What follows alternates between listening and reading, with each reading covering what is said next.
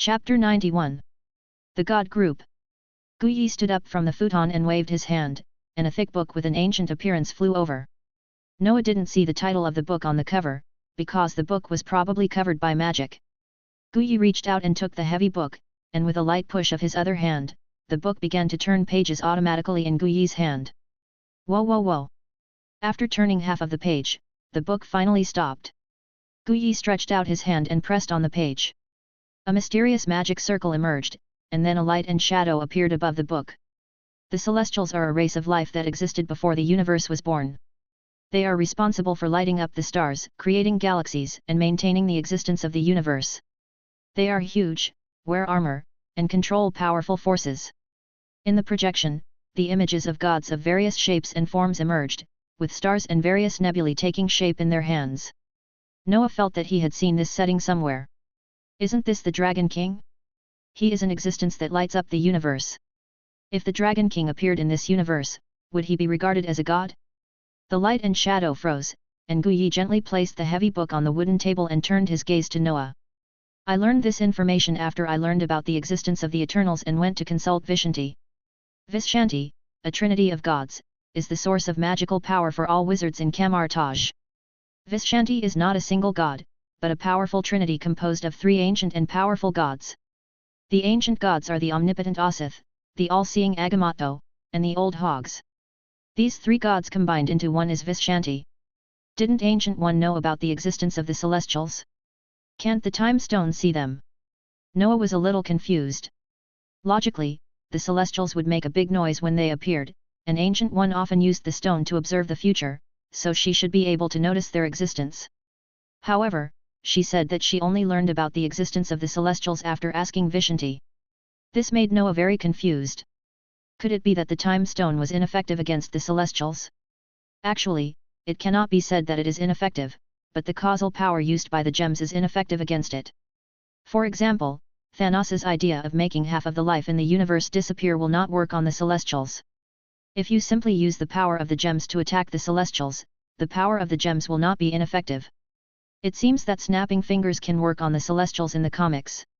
So, you mentioned the Celestials. Did they discover something important? After putting the book down, Ancient One turned his gaze to Noah. Master Ancient One, after talking with the Eternals, do you know why they came to Earth? Since Ancient One didn't know about the existence of the Celestials when she talked with Ajax, she probably didn't know the real purpose of the Eternals coming here. The reason why Noah came here was to learn magic and to get Ancient One as a helper to join in the fight against the Celestials. Even though Ancient One couldn't defeat that group of Celestials, they could still deal with the Eternals, and relying on the relationship with Ancient One, he might be able to get Vishanti to help. As far as I know, the Eternals came here to destroy a kind of monster called the Deviants. These Deviants are naturally bloodthirsty and live to deprive lives. Ancient One narrated the news she learned from the leader of the Eternals. They seemed to think that the Deviants had been wiped out, but I learned from the future that there are still some survivors. Although Ancient One could not see the Celestials from the Time Stone, she could still observe the Eternals from the future. After meeting the Eternals, she began to observe their future skillfully.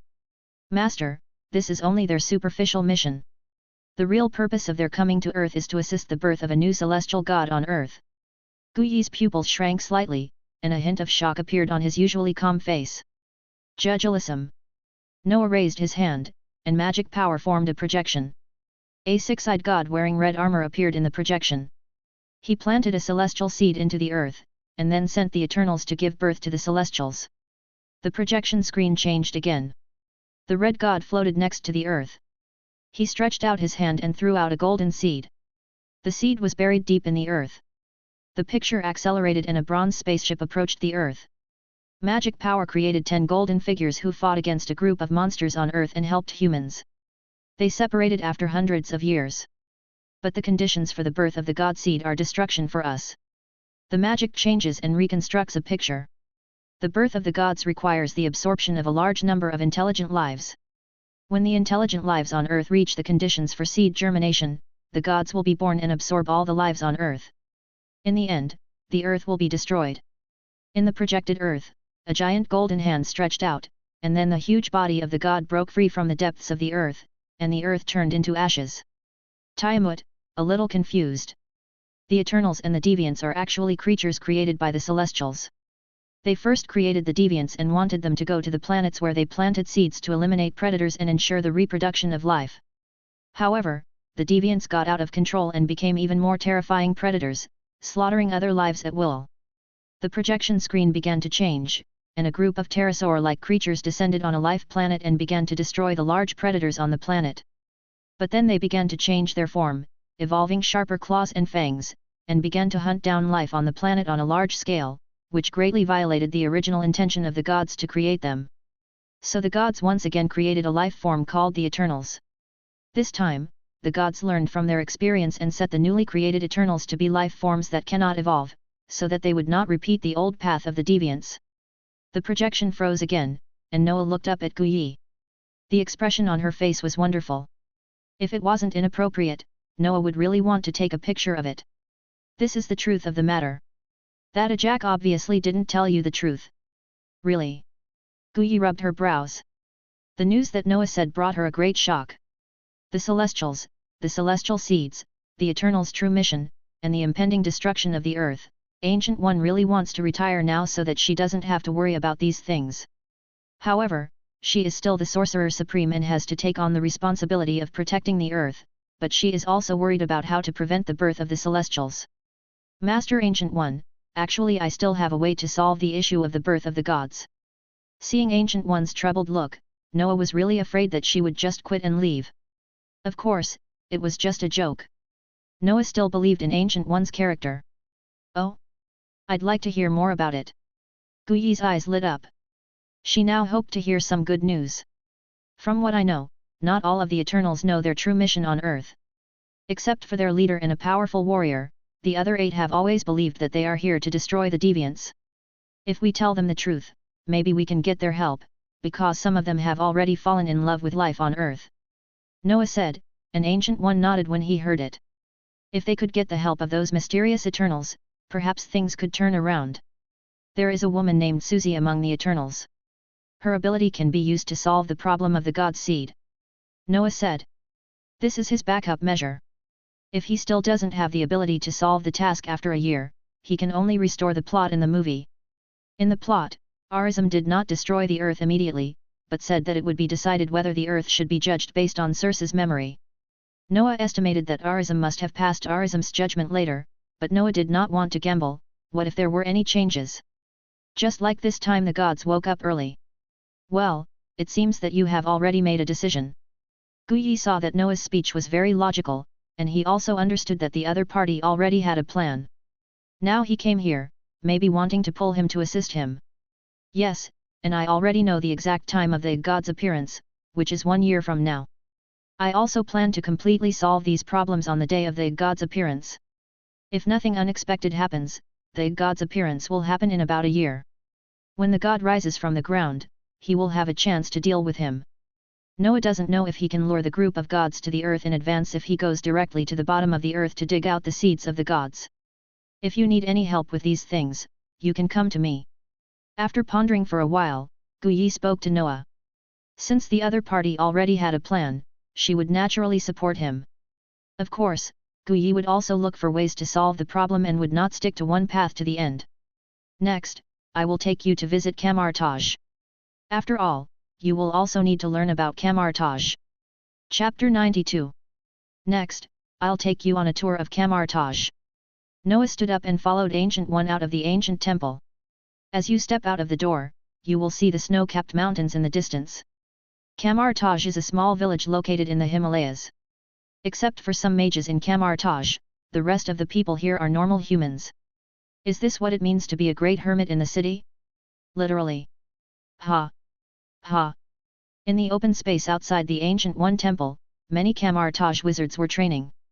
Noah looked at their postures and felt that this was very Kamartaj, as the wizards were practicing melee combat techniques. The spells cast by the mages of Kamartaj in the movies are usually melee spells. They use magic to construct melee weapons such as fans, shields, whips, etc., and then go up to hit people. So Noah didn't find it strange that they are practicing physical skills now. Ancient One noticed Noah's thoughts and told him the reason for the training of these mages. According to Ancient One, the mages of Kamar-Taj have no magic power in their bodies and need to rely on the power of other dimensions. As mentioned before, Kamar-Taj relies on the power of Vishanti, the creator of white magic, and the reason why Kamar-Taj mages focus on physical training is to allow the body to withstand more magical power. In this area of the Himalayas, the temperature drops sharply at night, but this group of mages are still training. Noah still admires them very much. The mages of Kamar-Taj seem like ascetics to Noah. After all, the magic of Kamar-Taj requires not only talent, but also perseverance and persistence. Otherwise, you will never be able to learn the magic of Kamar-Taj in your life, of course, except for the cheaters. These mages who are training have different skin colors. They are people who come to Kamar-Taj from all over the world to study. They all look injured, and some are even disabled. Many people who come to Kamar-Taj come here to treat their injuries. Those who suffer from injuries that cannot be treated by current medical technology have heard that some people came to Kamar-Taj and cured their incurable injuries, so they all come here to study, just like Doctor Strange in the movie. However, Doctor Strange has not been in any danger yet and is still working as a genius doctor in the hospital. The one who led this group of mages in training was a black mage. Ancient One introduced the name of this mage to Noah. This is Master Mordo. Mordo, who was instructing the mages in their training, saw Ancient One coming over with an unfamiliar person. Mordo temporarily stopped his instruction and turned around to salute Ancient One. Master Ancient One. At the same time he also looked at Noah. Who is this? Mordo asked. Hello, Master Mordo, I am Noah. Today I am here in Kamar-Taj to visit Master Ancient One. Noah took the initiative to speak. Hello, Mr. Noah. After seeing that Ancient One did not refute, Mordo also greeted Noah. Mordo's role in Kamar-Taj is almost like the first disciple of the Ancient One. He has been practicing magic with the Ancient One for a long time. He respects the Ancient One very much and regards his words as the truth. However, this also leads to his blackening later when he learns the truth about the Ancient One's immortality. Next, I will take Noah to the library. Master Mordo, please continue with your work. Guyi said to Mordo. Mordo bowed, then returned to the open space and continued to teach the group of mages. After passing through the open space for training, Noah followed behind Ancient One, and after passing through most of Kamar-Taj, they came to another building. Ancient One pushed the door open and Noah followed closely behind. Books, lots of books, this is what Noah saw when he walked through the door. The room was filled with bookshelves, and the bookshelves were filled with densely packed books. This library could be considered one of the tallest and oldest libraries on Earth, storing countless books, some recording magic, some recording various strange stories and secrets, and some ancient books recording forbidden and dangerous knowledge. When the librarian in the library saw that it was Ancient One who opened the door, he stood up and bowed to Ancient One. This librarian was not a king, but a middle-aged man with curly hair, who was the librarian who was beheaded by Caecilius at the beginning of the movie Doctor Strange. So Caecilius hasn't betrayed me yet. Noah thought to himself as he saw the administrator. Do you know Sanskrit? Ancient One asked. Ah. Noah didn't understand, but then he knew why Guyi asked that. Guyi waved his hand, and several bookshelves in the distance shook slightly, and then several books floated from the bookshelves into Guyi's hands.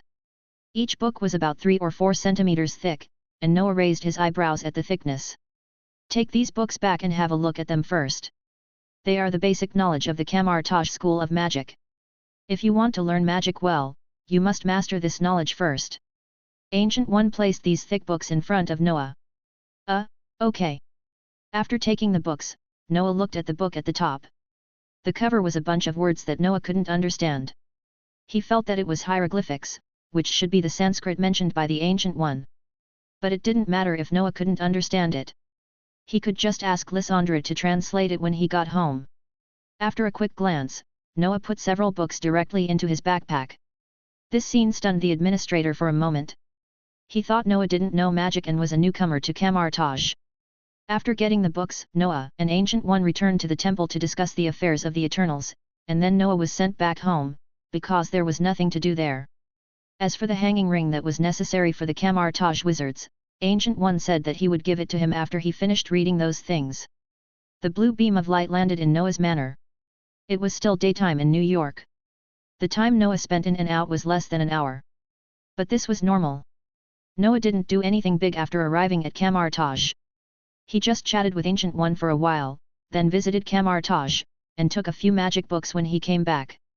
Noah rushed to the laboratory without stopping, and then took out those thick books from his backpack. If it was before, he would not even want to look at such a thick book, let alone read it, but after getting the talent of a big head, reading books is not a problem for him, and he even likes it. Since getting the talent of a big head, he has read a lot of books and absorbed a lot of knowledge. Let me see what these books are, Lysandra. Could you please help me translate these books? After arranging the books on the table in front of him, Noah asked Lysandra to help him translate all the books. These books were written in ancient characters, which Noah could not understand. No problem, Noah. A blue light swept across the book on the table, and then a shadow was projected in front of Noah. Lysandra completed the translation work in a few seconds, which was very efficient. Lysandra, you can also memorize these things, and then you can learn the magic of Kamar Taj. Oh, by the way, teach Gwen when you have time. Noah said. Anyway, Ancient One did not forbid him to show these books to others, so he would let the two girls around him learn them as well. However, Noah felt that Gwen might not be able to read them. I will, Noah. Lysandra is best at teaching Gwen this thing. It seems that Gwen's good days are coming to an end. Okay, now let's see what these are. Noah did not flip through the physical books. Instead, he reached out and clicked on the projection in front of him. The three-dimensional projection was exactly the same as the books below, but the text inside had all been translated. The Book of Vision, A New Cosmic History, The Key of Solomon, the Supreme Codex, the Kabbalah, the Tree of Life, they all sound familiar. Noah discovered that the books mentioned above seemed to be the ones that Dr. Strange had read when he was in school. Are these required studies for new students at Kamar Taj? Let's start. I love learning. With Big Head's talent, photographic memory has become a basic operation, and Noah began his journey of reading. Chapter 93. To outsiders, the 5 ancient books of mysticism might seem obscure and difficult to understand like heavenly books, and they would feel dizzy after just a few glances. However, it didn't take long for Noah to memorize all 5 ancient books. This was his gift of photographic memory. After reading the books, Noah did not learn any magic all at once. There was no record of any magic in these books. These were more like books to lay the foundation for people, recording some knowledge of mysticism, so that apprentices who were about to enter the magic world could deepen their understanding of the mysterious world. Generally speaking, people who come to Kamar Taj to study are ordinary people. Before they come into contact with magic, they are exposed to modern science and believe that the world is material. It is difficult for them to learn magic at the beginning because they cannot easily accept the knowledge of the mysterious world. Therefore, they must read and understand these occult books before they come into contact with the mysterious world to lay a good foundation so that they can more easily accept the knowledge from the other side of the world. Oh, no, this supreme code is quite useful. Ancient One brought Noah 5 ancient books, 4 of which were books on the occult, and one called Supreme Codex. The name of this book was related to the Supreme Sorcerer. After Noah read the book, he found that it was indeed related to the Supreme Sorcerer. The book recorded the deeds of the Supreme Sorcerers of all times, as well as their views on magic. Why is there no mention of Ancient One? After Noah finished reading this book, he discovered that there was no mention of Ancient One in this biography of the Sorcerer Supreme. Could it be that this book only records the Sorcerer Supreme who had passed away? But this is no longer Noah's business.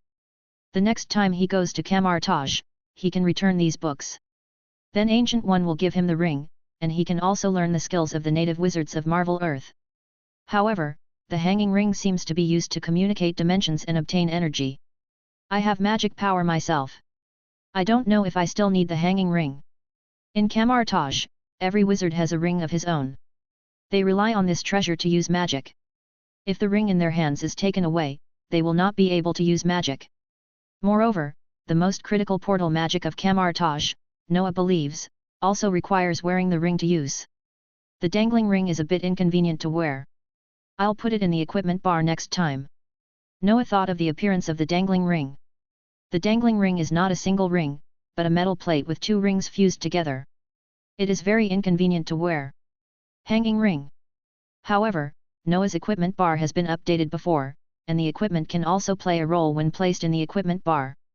Noah has not tried to see if it is effective by putting Marvel's local equipment into the equipment bar, but Noah estimates that it should be effective. You can try it after getting the hanging ring. Oh, I almost forgot about this.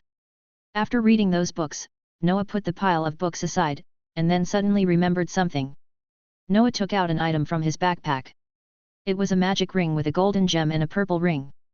It was the magic ring called the Dark Seal. When Noah was heading to the New York Temple, he took off this soul-absorbing ring in advance and put it in his backpack. This kind of equipment that absorbs human souls to enhance strength can make people think of evil and the devil. Noah is worried that after wearing this ring to Kamar Taj, he will be noticed and cause unnecessary trouble. He is going to be a guest, so he doesn't want it to turn into a bloody conflict. However, if it was Ancient One, Noah felt that she would not mind. After all, the other party had to borrow the power of darkness for some reasons. This proved that Ancient One was not a conservative person. After obtaining the Dark Seal, he did not take other people's souls wantonly, but only killed those who deserved to be killed. As for whether others agreed with Noah's judgment standard of deserving to be killed, Noah did not care. Let's go to Kamar Taj tomorrow. After tidying up the things on the table, Noah did not plan to go to Kamar Taj again immediately. He was not in such a hurry. He still had a lot of things to do. Research, practice, and void dimension, these three things have occupied most of Noah's daily time. If Noah wanted, he would have no free time all day. Of course, he didn't want to do that, because he was not a robot and needed to rest. Next, Noah planned to enter the void dimension to expand his territory first. He should be able to change his job to a Kamar Taj wizard tomorrow, and have an additional way to use dimensional power. Now that he has time, he might as well expand the dimensional area that he can control. Lysandra, completely seal off the training room. Noah had come to the underground training room and took out the Kenyan maker from his backpack. The staff had already completed the consciousness, so there would not be such a big movement, so Noah planned to open the void crack here. After opening the void crack on the island last time, Noah did not find any polluting energy around, but in order to prevent accidents, Noah still went to the basement made of vibranium before taking action. Okay, Noah. In the white room, the doors, windows, and air circulation channels have been covered with white metal materials, all of which are vibranium. The walls are also covered with a layer of blue energy net, which is a magic protection net made of hex crystals. In order to prevent Noah from worrying about abnormal energy leakage, this place can now be said to be the safest fortress on Earth. Seeing that the training room had been sealed, Noah waved the Kenyan maker, magic power flowed in the staff, and then the purple eye shot out a ray of light, tearing a purple crack in the space in front of Noah. Well, it's very stable, nothing abnormal has happened. Although the edge of the purple crack was constantly fluctuating, nothing abnormal happened and it was very stable. Noah was very satisfied with this situation. After saying hello to Lysandra, Noah entered the void again. What? After stepping into the void crack, Noah discovered that it was not the place where he entered the void last time, because the void under his feet was a void that had not been covered by Noah's magic. Noah sensed it, trying to sense the void that was connected to him. Faintly, Noah sensed that the area was now very far to his left. It seems that wherever the crack is opened, one will enter the corresponding void space. Noah also understood after retracting his perception. The system said that this void dimension that appeared in the Marvel world corresponds to the back of the universe, and its size is the same as this Marvel universe. The void under his feet corresponds to the Earth in the real universe. Let's set a small goal, and first take the void Earth into my hands.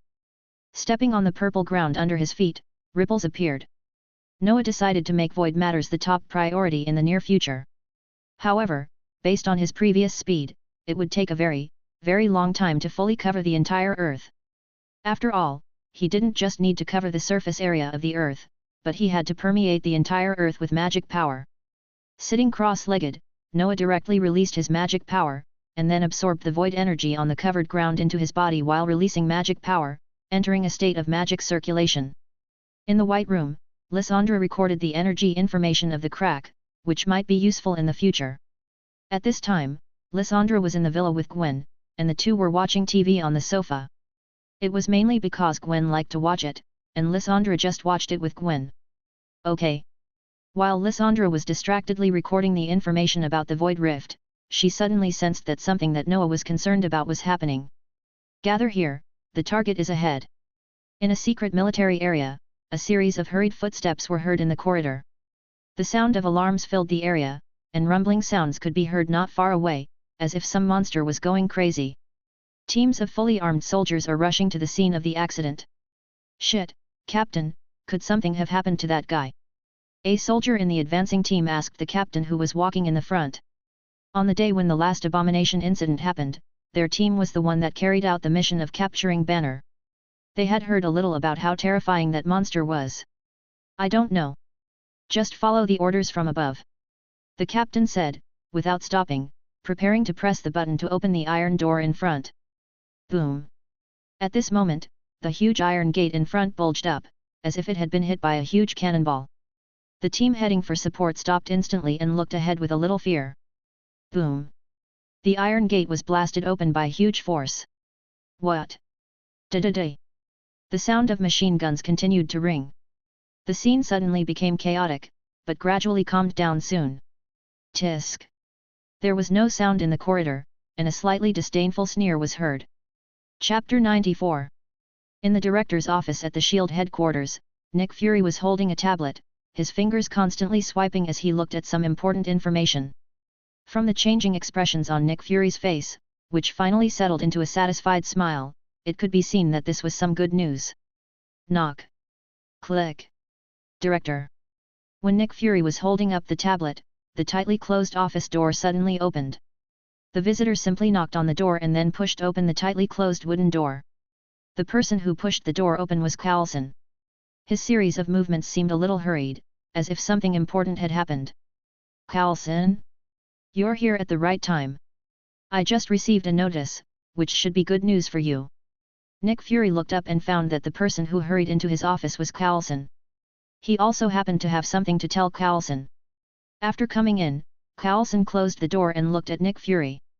"Chief, I have something to tell you too," Coulson said, walking to Nick Fury's desk with a tablet in his hand.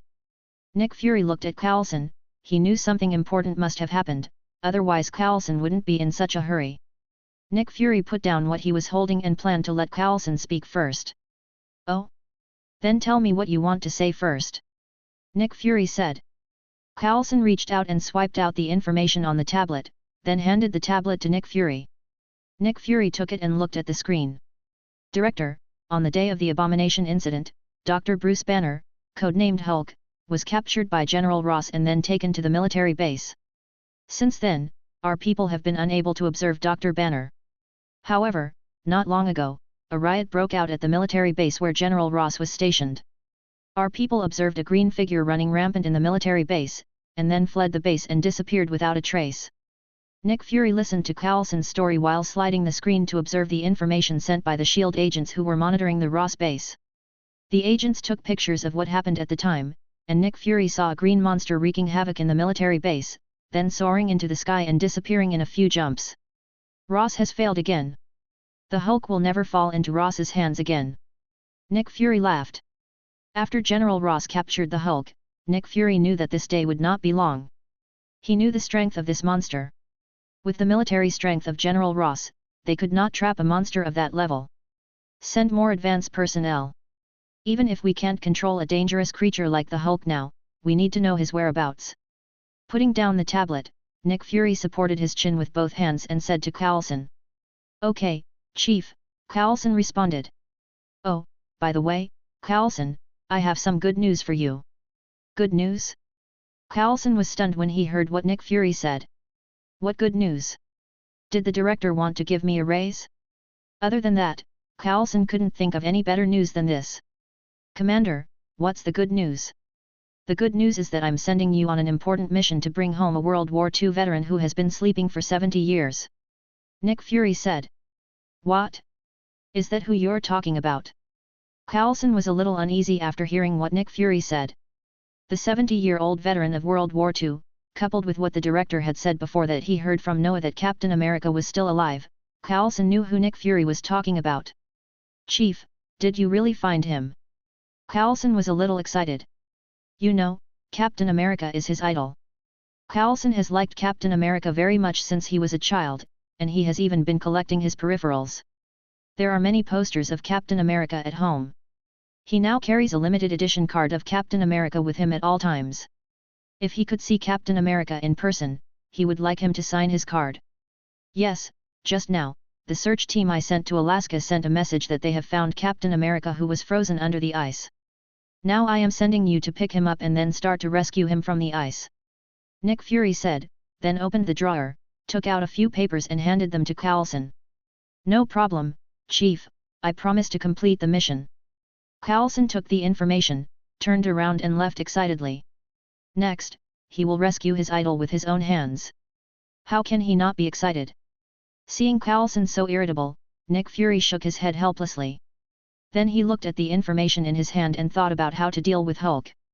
So, Banner has escaped. Noah said, holding a bowl in his hand.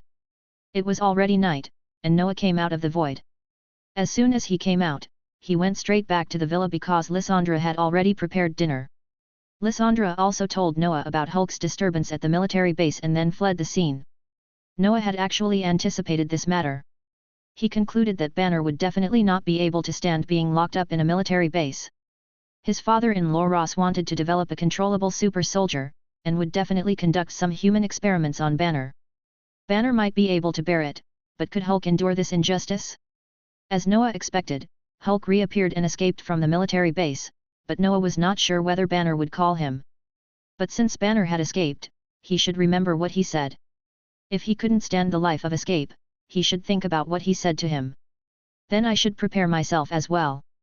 Now that Banner has escaped, he has to prepare some things in advance, such as establishing his own company and preparing his own research base. The area under his feet can no longer meet Noah's research needs. Noah has already begun to prepare to start some large-scale research projects, such as Hextech mechanical beasts. As for the funds, Noah doesn't plan to sell vibranium for money anymore. He doesn't have much vibranium, and 10,000 tons will be gone soon. He can't sell it to others. Noah hadn't started building the laboratory at the time of S.H.I.E.L.D., so he had some misunderstandings about the demand for vibranium.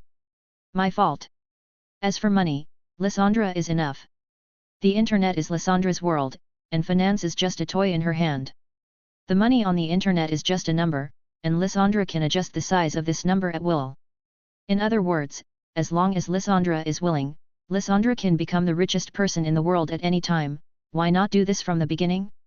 Just treat it as a bug, hehe, but don't be too presumptuous, otherwise sooner or later someone will find something wrong. Lysandra, I'll leave this matter to you. Noah didn't know much about this matter, so he had to leave it to Lysandra. No problem, Noah. Gwen is eating. In a deserted forest, a man in shorts climbed out of a deep pit, looked at the surroundings in confusion, then hugged himself tightly in the cold wind, and then found a direction and started moving forward. The half-naked man was Banner, who had turned back into a human.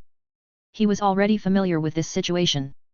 He would wake up in an unfamiliar place with only a pair of shorts. This happened frequently after he accidentally turned into the Hulk. Banner found a place to live based on his own experience, then found some dry fire starter, and made a simple fire-making device to ignite the fire. After all, he was a genius with 7 doctoral degrees, so these little things were not difficult for him. The flames of the fire were dancing, and the firelight was reflected on Banner's face. He squatted on the ground, thinking about his future path. This time, he escaped from the military's pursuit again with the help of Hulk, but Banner knew that Ross would not give up. The next pursuit should come soon, and he would be trapped in that endless escape journey again. As the fire flickered, Banner suddenly remembered the words said by the man in high-tech armor that day, and a light flashed in his eyes. Maybe, I can really escape Ross's pursuit. Chapter 95. In a room full of 90s style, on a stainless steel bed with a white mattress, a blonde, strong man opened his eyes. His experience as a soldier made him look around as soon as he opened his eyes to judge his current situation. Pitch, strike. He leaned up, pitched, swung, and hit an arc. Rizzo scored. Riser ran to third base.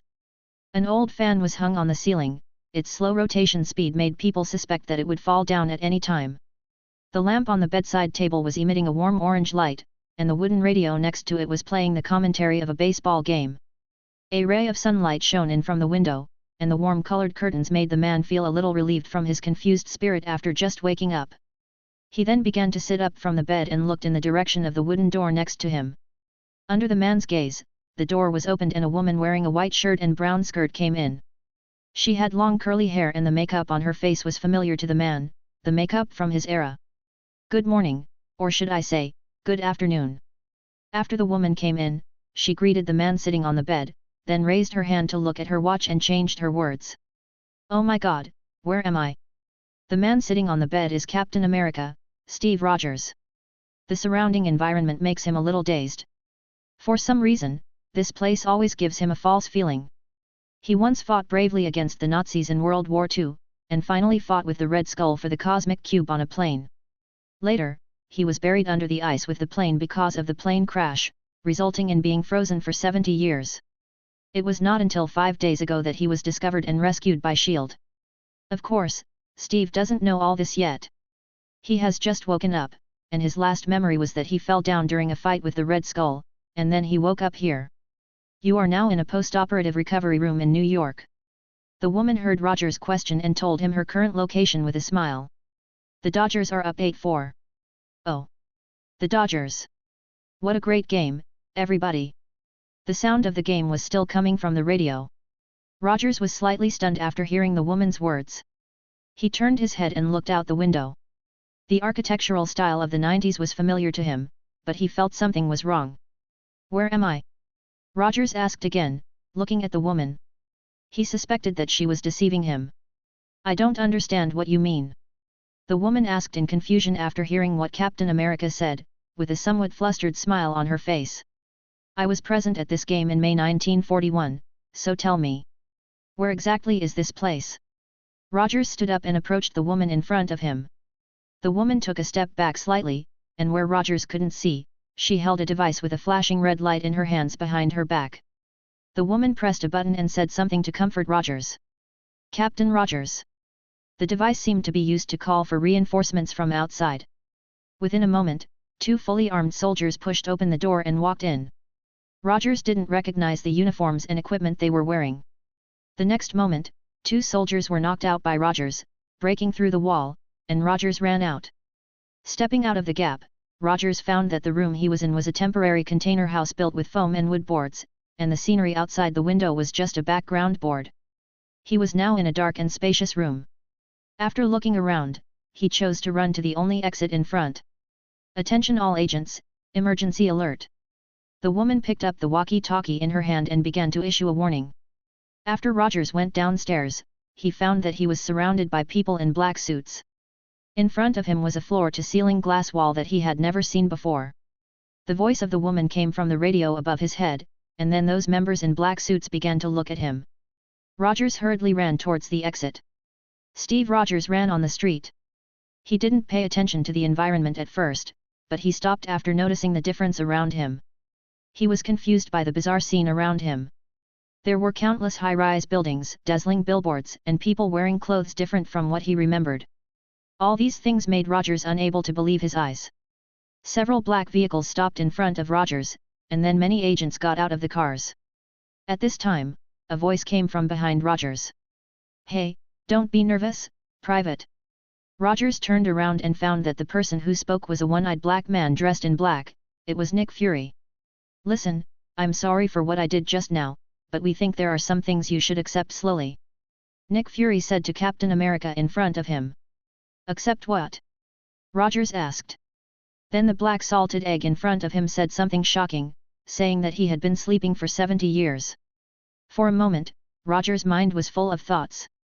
70 years, that is, all his relatives and friends in the past have grown old or passed away. In addition, Rogers remembered the agreement he had made with a lady at that time. Are you okay? Nick Fury asked. Looking at the expression on Rogers' face, Nick Fury didn't know if he could withstand such pressure. It's okay, just. I missed a date. Rogers looked a little sad.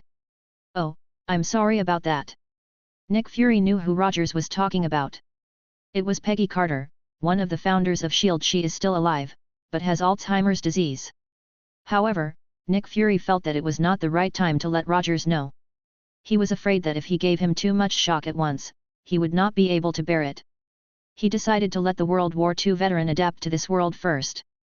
Nick Fury then brought the slightly confused Captain America back to S.H.I.E.L.D. and began to tell him about the changes that had taken place in him during all those years he had been asleep. Little Gwen is running.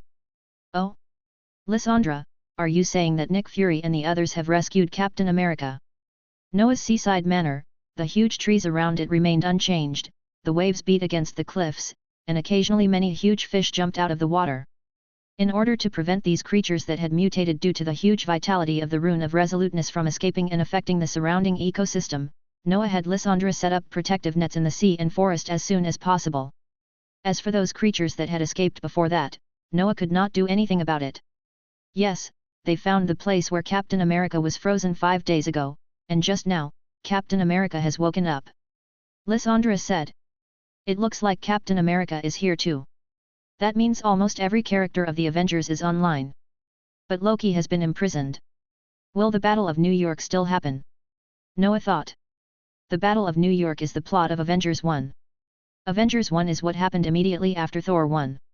Loki fell into a wormhole at the end of Thor 1 and was subsequently captured by Thanos, but Thanos did not kill Loki. Instead, he gave him an army of Chitauri and a staff inlaid with the Mind Stone, and asked him to go to Earth to bring back the Tesseract. But now Loki can no longer do that kind of thing, but Noah knows that Thanos will not give up. His goal is to find the whereabouts of all the gems, but before finding the whereabouts of all the gems, Thanos will not do it himself. Otherwise, if his intention to collect all the cosmic gems is discovered, then there will be many powerful forces and his enemies in the universe who will come to stop him, so he must at least wait until the whereabouts of all the gems are clear before he takes action himself. This time, Noah is not sure what means Thanos will use to come to Earth and take away the cosmic cube, but he is not worried. In fact, Noah hopes that the other party will come to cause trouble, so that he will have a mission to do. Whether Thanos comes or not, we will know soon. Anyway, I should be able to handle it easily. Don't worry too much. Chapter 96. Whether Thanos comes or not, we will know soon. Anyway, I should be able to handle it easily. Don't worry too much. At this time, Noah was still in the training room. 5 days had passed since he went to Kamar-Taj to retrieve the ancient book. The day after he finished reading the ancient book, he went to the New York temple again and asked the wizard stationed inside to open a portal for him to go to Kamar-Taj. Then the Ancient One began to teach him the magic of Kamar-Taj. After Noah got the ring, the Ancient One also taught him how to communicate with Vishanti and borrow Vishanti's power. At the beginning, Noah did not use his own magic power to use the magic of Kamar-Taj directly, but communicated with Vishanti like other Kamar-Taj mages to borrow magic power. Noah sensed the power of Vishanti at that time and found that the other party was indeed very powerful. Noah could sense it from the borrowed power. However, the mages of Kamar-Taj borrowed Vishanti's power not without conditions. The word borrow means to return it. However, Vishanti is not like those more terrifying and greedy dimensional lords. The mages of Kamar-Taj made a contract with Vishanti. They can borrow Vishanti's power during their lifetime, but after their death, their power will belong to Vishanti. This is also a relatively mild condition. However, when Noah tried to communicate with Vishanti, he also knew this, so he did not borrow directly from Vishanti, but communicated with him first, and Vishanti seemed to know Noah's existence and directly transferred some power to Noah. Noah was a little confused at the time, because he had just communicated with Vishanti and had not had time to ask Vishanti for some power, but Vishanti gave it directly. Although Noah didn't know why Vishanti did this, a big boss of that level shouldn't use some conspiracy to mess with him, right? Now he couldn't beat the other party. If he wanted, he could just come directly. After Noah checked that there was no problem with the ability transmitted by the other party, he felt relieved to use it. 5 days later, Noah was already familiar with some simple spells of Kamar-Taj, such as the Ring of Ragadur, the two-handed shield used by Doctor Strange, as well as the energy whip and portal. These 3 were the magic that Noah was most proficient in using. Of course, he also knew the magic weapon transformation that was most commonly used by the Kamar-Taj wizards. However, Noah felt that this magic was a bit useless. He already had his own weapons, so why use energy to make a weapon? Wouldn't it be more powerful if the energy of the weapon was added to the real weapon? Ring of Ragadur. In addition to these 3 spells, Noah also learned a spell that is more compatible with him, the Wind of Wadam. This wind attribute magic was used by Doctor Strange in the movie to blow away dust, isolate passers-by, control objects, and even isolate tsunamis. In addition to these 4 magics, Noah is still not very proficient in some more advanced magics, such as Hog's ancient body, which can turn powerful attacks into invisible spells, Form of Archaon, a spell that transforms into a sky full of clones, Thunder of Basset, one of the few attack magics used by Doctor Strange. Scarlet Chains of Sidorak, as the name suggests, is a powerful magic that borrows the power of Sidorak, Shield of Seraphim, Doctor Strange's most powerful defensive magic, which can withstand the impact of spacecraft, mirror dimension, a budget killer. This magic Noah also wants to learn, but he hasn't learned it yet. Astral Spell. If Noah draws the hero Shen, he can also astral spell, but Noah hasn't summoned him yet, so he can only learn it by himself. Seraphim's Shield. This is a scene from Avengers 3. These magics are basically the more powerful magics in Kamar-Taj, mainly those that have appeared in the movie. In addition, Noah also took the time to write down some small spells, and would learn them if there is a chance. And Noah found that Kamar-Taj also has spells that teach people energy projection, which is to turn magic power into fireballs and the like, but they don't use it often, because this magic requires a lot of energy, and ordinary Kamar-Taj wizards can't afford it. Zi. A yellow lightning whip took shape in Noah's hand, emitting crackling arcs of electricity in the air. Noah was trying to use the energy in his body to use the magic of Kamar-Taj. Now he used the ability to control electricity after being equipped with the electric knife. The result was obvious. The magic power in his body could be used to use the magic of Kamar-Taj. Snapped. Lightning struck the air, making a loud noise. Compared to the energy of Vishanti, the electric whip shaped by Noah's electric magic was more powerful. However, Noah was not interested in the offensive magic in Kamar-Taj. He was interested in functional magic, such as portals, out-of-body experience, mirror dimensions, and the like. After Noah dispersed the electric whip, he stretched out his hand and began to draw circles in front of him. He imagined a certain place in his mind. Suddenly, sparks appeared in the space in front of him, and then quickly expanded into a circular portal. If you learn the portal magic of Kamar-Taj, you only need to imagine the place you want to open the portal in your mind when using it, and you can open the portal to the imagined place. Noah looked at the portal that had stabilized in front of him, and walked in. After passing through the portal, Noah came to a familiar place, the living room of his old home. The portal behind him slowly dissipated without Noah's maintenance. It is worth mentioning that Noah did not have the hanging ring in his hand. Logically speaking, the wizards of Kamar-Taj rely on the suspension ring to open portals and use magic. After Noah got the suspension ring, he put it into the equipment bar because he thought it was troublesome and cumbersome to wear. This was also his first attempt to put Marvel equipment into the equipment bar. This time he was also trying to see if this idea was feasible. The portal that lit up again was enough to explain everything. Noah already had an idea in his mind, that is, in the future, he would fill his equipment bar with infinite gems, and then he would be invincible. Noah stepped into the portal back to the training room, and now he wanted to try how far the portal could be opened. Noah asked Lysandra to bring him a photo of the moon's surface. He planned to open a portal to the moon. As he drew circles with his hands, images of the moon's surface appeared in Noah's mind, and the portal in front of him slowly took shape. Call. At the same time as the portal opened, the air around Noah changed. The air formed a violent gas turbulence and rushed towards the direction of the portal. Noah's body stabilized the moment the airflow appeared, and he wrapped himself with magic power. Lysandra also completely closed the training room. After a while, the airflow disappeared, because the moon is a vacuum environment with no air, so Noah opened a portal on the earth. The different air pressures on both sides caused air to flow to the moon, and now this closed training room has also become a vacuum state. Feeling his body light in the vacuum, Noah used his magic to float towards the portal. We've really reached the moon. Noah looked up at the blue planet. The earth looked so beautiful from a distance.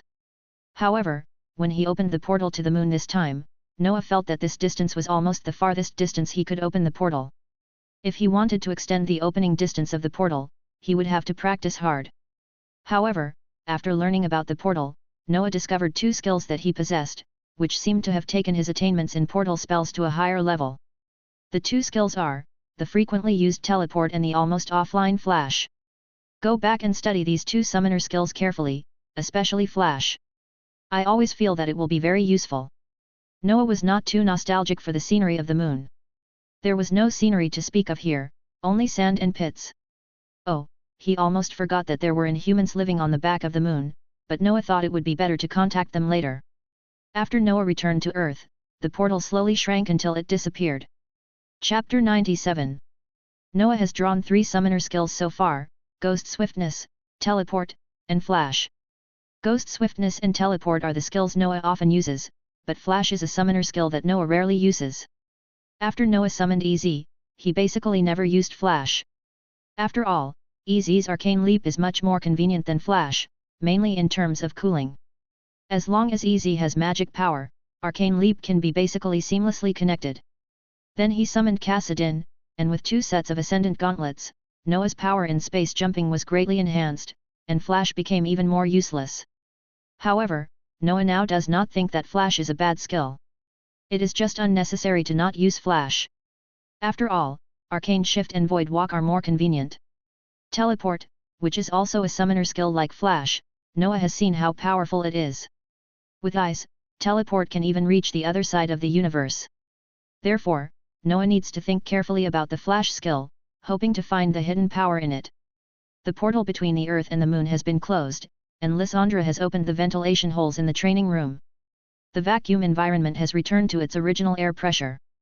After returning to the training room, Noah began to sit cross-legged on the ground, sensing the power in his body. After drawing the summoner skill, the system did not attach 3 icons to him like in the game, and click to trigger the skill, but transmitted 3 forces to him.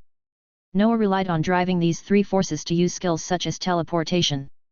Noah began to sense the power in his body, first of all, the surging magic power. After long-term training and the addition of equipment, Noah's magic power became stronger and stronger. Deep in Noah's power source, he had already sensed the energy of the 3 summoner skills. The 3 forces were blue magic, purple magic, and gold magic, namely Ghost Sprint, Teleport, and Flash.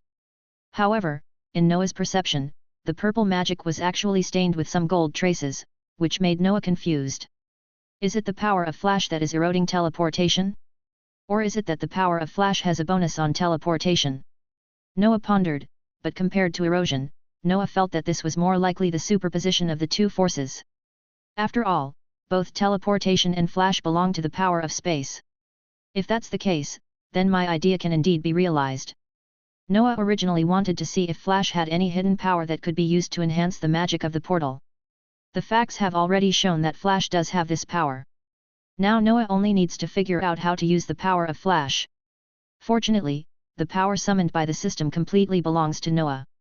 Noah can easily mobilize that golden power, and then begin to feel the mystery of the power of space. That mysterious power makes Noah immersed in it all at once. In the white room, Noah sat cross-legged in the middle of the room, his eyes closed, immersed in the golden power in his body. After the portal was closed, the training room had returned to calm, but the corners of Noah's clothes began to flutter, as if there was a breeze around him. At this moment, Noah's heart has been completely isolated from the outside world. His breathing is steady and his body seems to gradually merge into the surrounding space.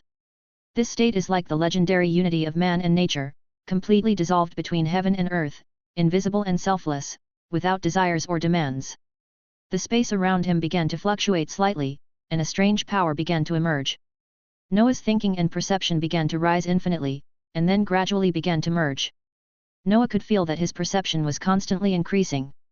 The next moment, his tightly closed eyes opened, and golden light suddenly appeared in his eyes.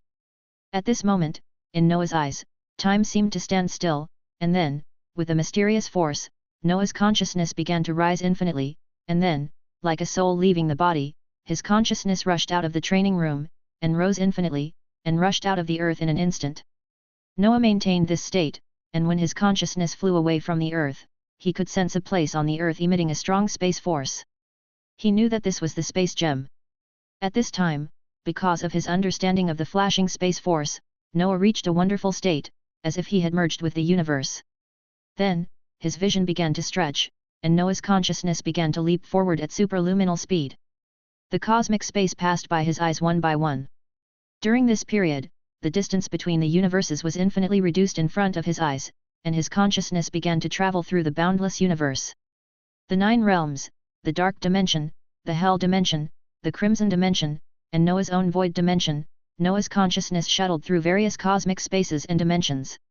Some powerful beings seemed to sense that something had broken into their territory, but because Noah's speed was too fast, they were unable to detect what exactly passed through their dimension. The mysterious universe was now before Noah's eyes. He could sense the existence of powerful dimensions in the universe, as well as the locations of other infinite gems like the cosmic cube on Earth. Knowing that Noah's consciousness had stretched to the edge of the universe, he felt that his consciousness was like a rubber band stretched to the extreme, and a force began to pull him back. His sight stretched again, but this time it was pulled back. It seemed that only a moment had passed before his consciousness returned to his body. Noah, who was sitting cross-legged on the ground, suddenly shuddered. The golden light in his eyes dissipated, and his expression was slightly confused and shocked. Noah didn't expect that such a scene would appear when he comprehended the flashing power of space for the first time. He seemed to have merged with the space of the universe. The scene he had just experienced was still playing in Noah's mind. Noah tried again to integrate his consciousness into the golden energy, but the scene just now did not happen again, which made him exit his consciousness with a little disappointment. What just now should have been just a benefit for novices, allowing him to experience the pleasure of a top-level account. If he wants to achieve that effect in the future, he can only practice hard. However, after this wonderful experience, Noah felt that he seemed to have made great progress in his comprehension of spatial power.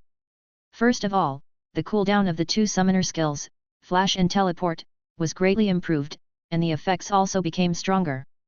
For example, the distance of the Flash. At the beginning, the Flash could only travel through a space of 10 to 20 meters. Later, because of the improvement of Noah's strength, the effect of the Flash was also slowly getting stronger, and now it has been greatly enhanced. After testing, Noah found that the current Flash can flash over a distance of thousands of meters at a time. This is the result of his flashing to the sea surface. Although the teleportation skill still requires the true eye to teleport, Noah has gradually been able to sense a vague breath other than the true eye from the teleportation perception. Although it cannot be used as a teleportation point now, Noah believes that in the future he will be able to travel around the universe without the true eye. In addition to the two summoner skills, the effects of Arcane Shift and Void Walk have also been greatly improved. The distance of the portal magic that Noah wanted to improve at the beginning has also been greatly increased. Now it can almost reach the distance of 5 times the distance between the Earth and the Moon. And this is just the beginning, and it will continue to improve in the future. For some reason, after Noah's experience this time, he could feel a force calling him. In Noah's perception, this was a powerful spatial force, and there was only one treasure on Earth that contained powerful spatial force. Cosmic Cube. Cosmic Cube. Chapter 98. The Cosmic Cube is the container of the Space Stone, one of the 6 Infinity Stones in the Marvel Cinematic Universe. As long as you crush it, you can see the Space Stone inside. The Cosmic Cube was originally in the hands of the Asgardians. In ancient times, after the war between Asgard and the Frost Giants on Earth, Odin stored the Cosmic Cube on Earth because Asgard already had 2 Infinity Stones at the time, and Asgard believed that the 2 stones could not be stored together at the same time, as this would easily attract covetous people. Although Asgard was already very powerful, there were too many crazy people in the universe, so Asgard chose to store the 2 stones separately. The Cosmic Cube later fell into the hands of Red Skull of Hydra, who used it to develop many cross-era energy weapons. Later, Red Skull was defeated by Captain America, and the Cosmic Cube was obtained by S.H.I.E.L.D. and studied by a group of S.H.I.E.L.D. scientists. Nick Fury also wanted to learn from Red Skull and use the Cosmic Cube to study energy weapons. Then he invited Dr. Eric Shavig, one of Thor's 3 good partners on Earth, to assist him in his research. During the research process, the energy of the Tesseract was always unstable. Finally, Loki used the unstable energy around the Tesseract, and with the help of the Mind Gem, which is also an Infinity Gem, he sensed the location of the Tesseract and opened a portal to the location of the Tesseract. And from Noah's perception just now, the energy of the Cosmic Cube seemed to have become unstable.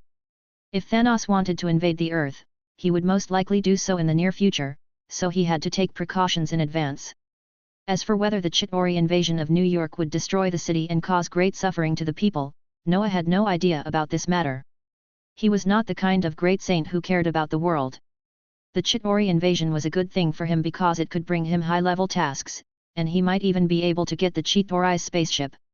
As for the citizens of New York City, in the free America, there are gunfights every day. Noah believes that with the tough folk customs of the Americans, they should be able to protect themselves. Noah can only wish them good luck. Just kidding, according to the plot in the movie, the Chitauri army is limited by the size of the channel opened by the Cosmic Cube, and cannot directly invade the Earth. They can only pass through the tunnel little by little and come to the sky above New York. Noah was still confident that he could deal with all the scattered Chitauri before the space tunnel expanded, not to mention that the Avengers would be there to assist him. If he evacuated the civilians in advance, wouldn't the problem be solved perfectly? He had completed the high-level mission and there wouldn't be much trouble in New York. Of course, we will have to wait and see what the specific situation is after it happens. After all, the plot has changed now. Loki is already in jail, and we don't know who is coming, but Noah thinks it might be the 5 black generals under Thanos. After all, in the movie, Thanos seems to have no other trusted subordinates except these few people. When enemies come, we will fight back. When water comes, we will block it with earth. There is no point in thinking too much now. Let's finish today's mission first. Noah thought. He was quite confident in his own strength now, because Thanos would not show up so early, and he should be able to defeat his subordinates at will. Noah decided not to think too much for now, as he had not completed today's mission yet. In the first 4 days, he completed a sea-level task every day and obtained 400 essence points. Since nothing big happened, he could only kill the monsters in Hell's Kitchen. ZZ. Portal opens. Ah! Scream. Task completed, essence increased by 100. ZZ. Portal closes. In a short while, Noah completed the task and gained 100 essences and several sinful souls. Current essence, 3,500 points. Well, after the Battle of New York, I should be able to do 10 consecutive draws again. After turning off his backpack, Noah began his busy day. In the S.H.I.E.L.D. office, Nick Fury was sitting in his seat, his dark face expressionless, but from the way he rubbed his eyebrows, it could be seen that he was a little tired and troubled. He had arranged Captain America's daily affairs and also attended a meeting of the World Security Council. Too many changes have happened in the world recently, and he is a little too busy. Although the government has put aside the matter of Iron Man for the time being, the higher-ups have asked S.H.I.E.L.D. to find out the identity of the new superhero, Wind Swordsman. Of course he knows Wind Swordsman's identity, but he is not in a position to expose it. After all, Noah is very powerful, and he has an intelligent AI that is far ahead of the world in terms of technology. The most important thing is that there is a powerful and unknown organization behind him. He doesn't want those stupid politicians to do anything stupid and seek their own death. In addition to the matter of Windblade, the appearance of Thor and Loki also brought them a lot of trouble. The appearance of these 2 Norse gods represents that the Norse mythology force Asgard behind them also exists. After the information from S.H.I.E.L.D. was passed on, S.H.I.E.L.D.'s superior, the World Security Council, asked them to figure out the situation in Asgard. This made Nick Fury feel very troubled. How could they find out? He didn't know how to get to Asgard. He only knew that the Rainbow Bridge, the means of transportation used by the Asgard, could be used to teleport between universes. He didn't know anything else. Nick Fury also sent agents to ask Thor's 3 friends who had been to Asgard. The conclusion they got was that the banquets in Asgard were fun, but nothing else. Should they let their agents each have a copy of the Asgard fairy tale and then use this to study Asgard? Nick Fury could only express his helplessness and told the truth to those on the World Security Council. However, Nick Fury also had his own ideas about the current situation. He had formulated a plan a long time ago to gather the most talented people on Earth to form a powerful team to specifically solve various crises in the world to protect the Earth. After Captain America was discovered, his plan members were almost complete. However, the World Security Council did not adopt his opinion. Instead, it asked him to re-implement the second phase plan of the Tesseract, which is the research and development of energy weaponization. So he can only put the Avengers project on hold for now and look for suitable talents to study the Tesseract. There is no other way because the funds of S.H.I.E.L.D. all depend on those people above, and he has to respect their opinions. But he did not give up the Avengers project. So he is now conducting research on the Cosmic Cube while preparing to implement the Avengers plan. He has already identified the talent for the research plan, Eric Shavig, one of the 3 Earth friends of Thor. He has profound knowledge of space research and is very suitable for the research of the Cosmic Cube. Thinking of this, Nick Fury called Coulson and asked him to do this. Coulson, I'll leave this matter to you. No problem, Chief, Coulson said, and then he asked about his idol. Chief, how is the captain now? Steve? His emotions are temporarily stable now. Why, do you want to meet him? Nick Fury asked. Roger's emotions are much calmer now than when he just woke up, but he is still not used to the world that has changed a lot. No, I'll wait until Captain Rogers adapts to his current life before I visit him. Coulson said. Although he is a fan of Captain America, he doesn't want to disturb him at this time. Coulson left to find Eric Shavig and take him to the secret research base of S.H.I.E.L.D. Nick Fury supported his chin with both hands and continued to think about something. In fact, there was another thing that bothered him, which was the traitor that Noah had mentioned before. Although he started investigating after learning about the traitor, there was no clue yet. If there was no effect, he planned to use his secret methods to investigate the matter. Nick Fury's eyes flickered as he thought about his next plan. In a short period of time, the teacher was shocked twice. Chapter 99. Jarvis, prepare to begin Experiment 52. Tony Stark's villa is located by the sea, and his laboratory is underground. Tony is currently busy with something next to the laboratory. If someone comes to Tony's place, they will find that the temperature here is much higher than the outdoor temperature, and they will sweat profusely after staying here for a few seconds. Tony was now wearing a black vest and wiping his sweat with a towel. The reactor on his chest emitted a blue light through his clothes. As for why the temperature here is so high, the reason is that there is a big furnace in the corner of the room where Tony is now. All the heat in the room is emitted from this furnace. There was no such furnace in the basement of Tony's villa. This is all because of the remains of the destroyer he brought back from the town in New Mexico last time. Ever since bringing back the destroyer wreckage, Tony has been studying it day and night. This is Tony's character.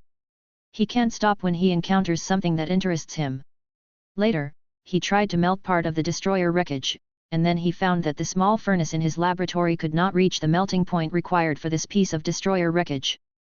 This surprised Tony. The metal with the highest melting point on Earth is tungsten, which has a melting point of 3422 degrees Celsius. The temperature of his small furnace can reach up to 5000 degrees Celsius, but the mysterious metals still did not melt. This made Tony more interested in this strange metal. So Tony temporarily converted the garage next to the laboratory into a smelter and built a furnace with a very high temperature limit. All the cars originally in the garage were temporarily moved outside by Tony. Those cars were his collections. Although he had donated all his collections such as antiques because he was about to die, he still kept these cars, which shows the status of these cars in Tony's heart. After the furnace was built, he put small pieces of destroyer wreckage into it, and then gradually increased the furnace temperature, trying to test the melting point of the mysterious metal that made up the destroyer. It was not until the temperature of the furnace reached a high temperature of 40 degrees Celsius, Marvel setting, that the metal was successfully melted. Tony tried to use these successfully melted mysterious metals to make a new Iron Man suit. After going through so many things, Tony also wanted to make a more powerful armor. Nanotechnology cannot be developed in a short time, so he thought of the destroyer armor. He had seen the power of this destroyer armor at that time. If he studied it thoroughly, perhaps his own armor could be greatly improved. However, after so many days of research, he still didn't understand how such an empty shell of armor could become so powerful. He knew nothing about magic, so his research on the principle of the destroyer came to a standstill. Although he couldn't figure out the principle, he still melted all the debris and used it to make a new suit. Tony guessed that the destroyer armor was powered by magic. Although he had no magic power, Tony thought that perhaps the energy from the reactor in his chest could also drive these magical metals and emit extraordinary power. After making the new armor, he began to experiment with using energy to try to stimulate the power of those mysterious metals. The characteristics of URU alloy are hardness and strong compatibility with magic. If it is forged by a forging master like the dwarves using powerful skills, it can be made into powerful magical weapons, and even weapons with thoughts, such as Thor's hammer and Stormbreaker. It's just that ordinary URU alloy doesn't have that kind of special effect, but the URU alloy Tony is using now is not ordinary. It is smelted from the remains of the destroyer. The destroyer armor is a powerful armor forged by the dwarves for Odin. Its effect is certainly extraordinary, so if the potential power in it can be stimulated, the power of Tony's armor will be greatly enhanced. Okay sir, the 50-second experiment will begin soon. Tony wiped the sweat from his face, his eyes fixed on the brand new armor in front of him. There were many connecting wires around the armor, which were used to measure the energy required to activate the armor. Tony had conducted 51 experiments, and with each experiment, he felt that he was getting closer and closer to his goal. 3, 2, 1. Crack. The connection line on the back of the armor began to emit a blue light, and the reactor on the chest of the armor also began to light up. In Tony's slightly nervous and expectant eyes, glowing mysterious fonts began to emerge on the white surface of the armor. After Tony knew that Norse mythology might be real, he studied some things about Norse mythology, so he recognized what these mysterious fonts were, which were the runes in Norse mythology. Runes began to spread over the armor, emitting a mysterious light. After covering the last blank part of the armor, the runes suddenly disappeared. Then a huge energy wave suddenly spread from the armor, impacting the entire room. Shit! Tony quickly squatted down and hid behind a table to avoid the impact that appeared for unknown reasons. Under this impact, some small equipment in the room was blown to the ground. Fortunately, the furnace was quite large, otherwise it would be the end of it. After the fluctuations passed, Tony stood up and looked at his new armor. This armor, forged from the remains of the destroyer, was quite different from Tony's previous armors. The overall shape of the armor looked very much like a small destroyer, with destroyer-style spikes all over the body, but it also had the characteristics of Iron Man, such as the blue arc reactor on the chest and Iron Man's iconic helmet. Just treat the red part as blue. Did it work?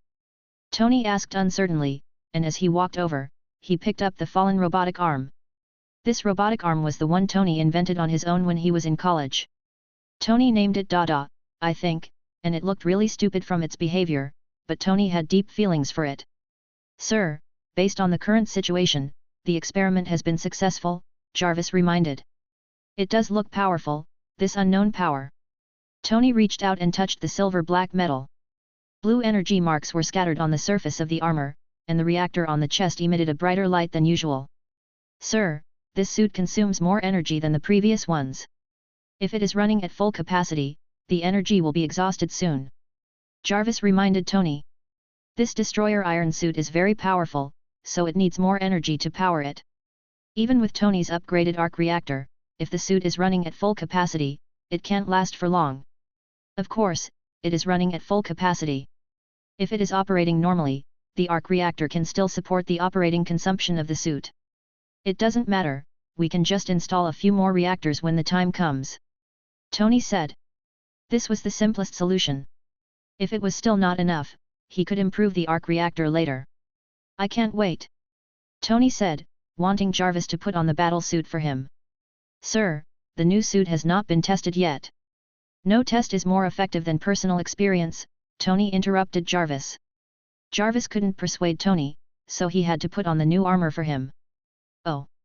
Shit, what a feeling. As soon as Tony put on this suit of armor, he felt a completely different feeling from the previous one. He felt a force from the armor being transmitted into his body, making him feel as if his body was getting stronger. The silver-black battlesuit began to float in the air, and then the thrusters exploded, flying directly along the underground flight passage to the outside world. Chapter 100. Oh my! This feels so good! Tony shouted. At this time, Tony was testing his new suit in the sky. The performance of this suit can be said to be the most powerful one among all his current suits. In terms of speed, the destroyer suit can reach a maximum speed of Mach 4. Although his previous Makr-6 suit can also reach a speed of Mach 4 after the arc reactor was updated, the manufacturing material of Makr-6 is much lighter than that of this destroyer suit, so now this suit can reach a speed similar to Mark-6, which shows its high performance. Moreover, the defensive ability of these mysterious metals is better than most metals on Earth. In Tony's impression, only vibranium and adamantium can be compared with it. As for attack, Tony hasn't had time to test it yet, but this suit is different from his previous ones.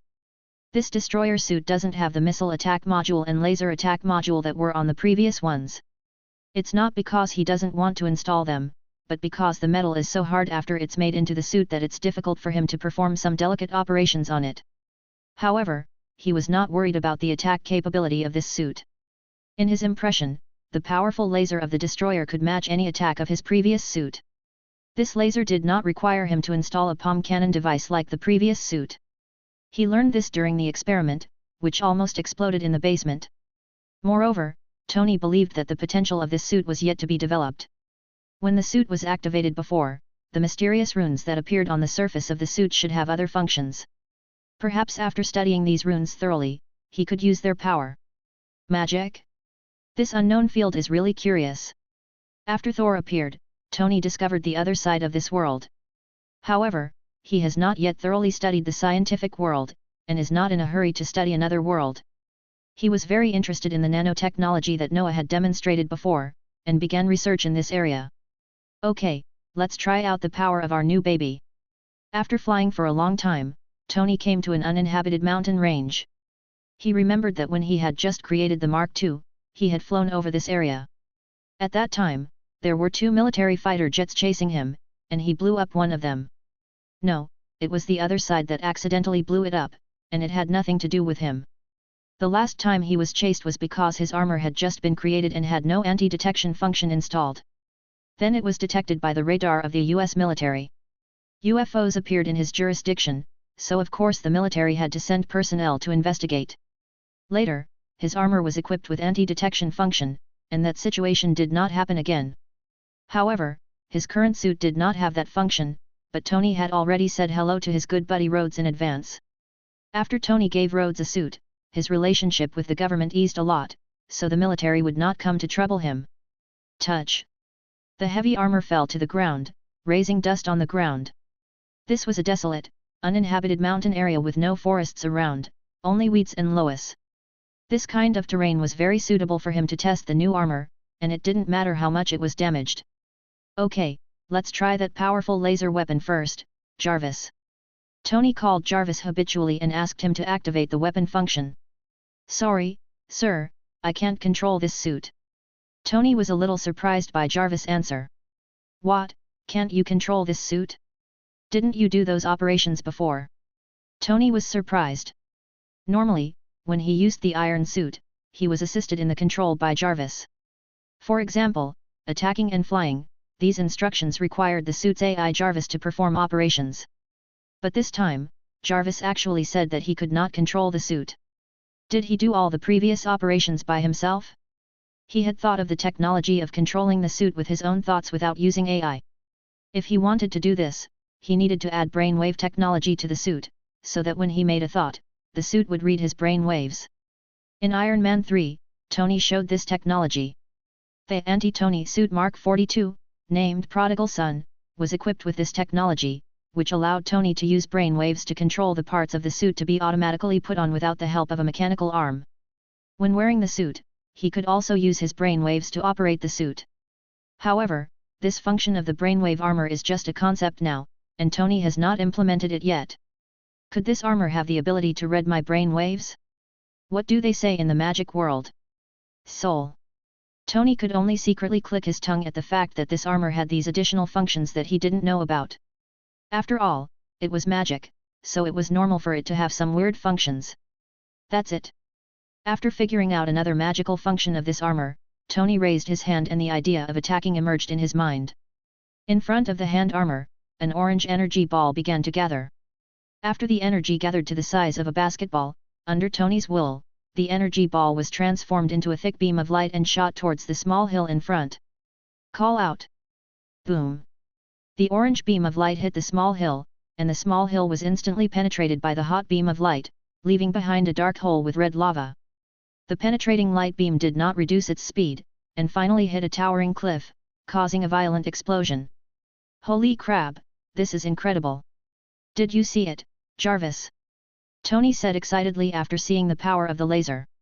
Of course, sir, but I have to remind you that the attack just now consumed 20% of the energy of the Ark's reactor. Jarvis said. I understand. When we go back, we'll add a few more reactors to this suit, and then upgrade the reactors later. Tony said. This 20% of energy, if used in the previous suit's attack system, would not be able to produce an attack of this level. Of course Tony has a solution to the problem of insufficient energy.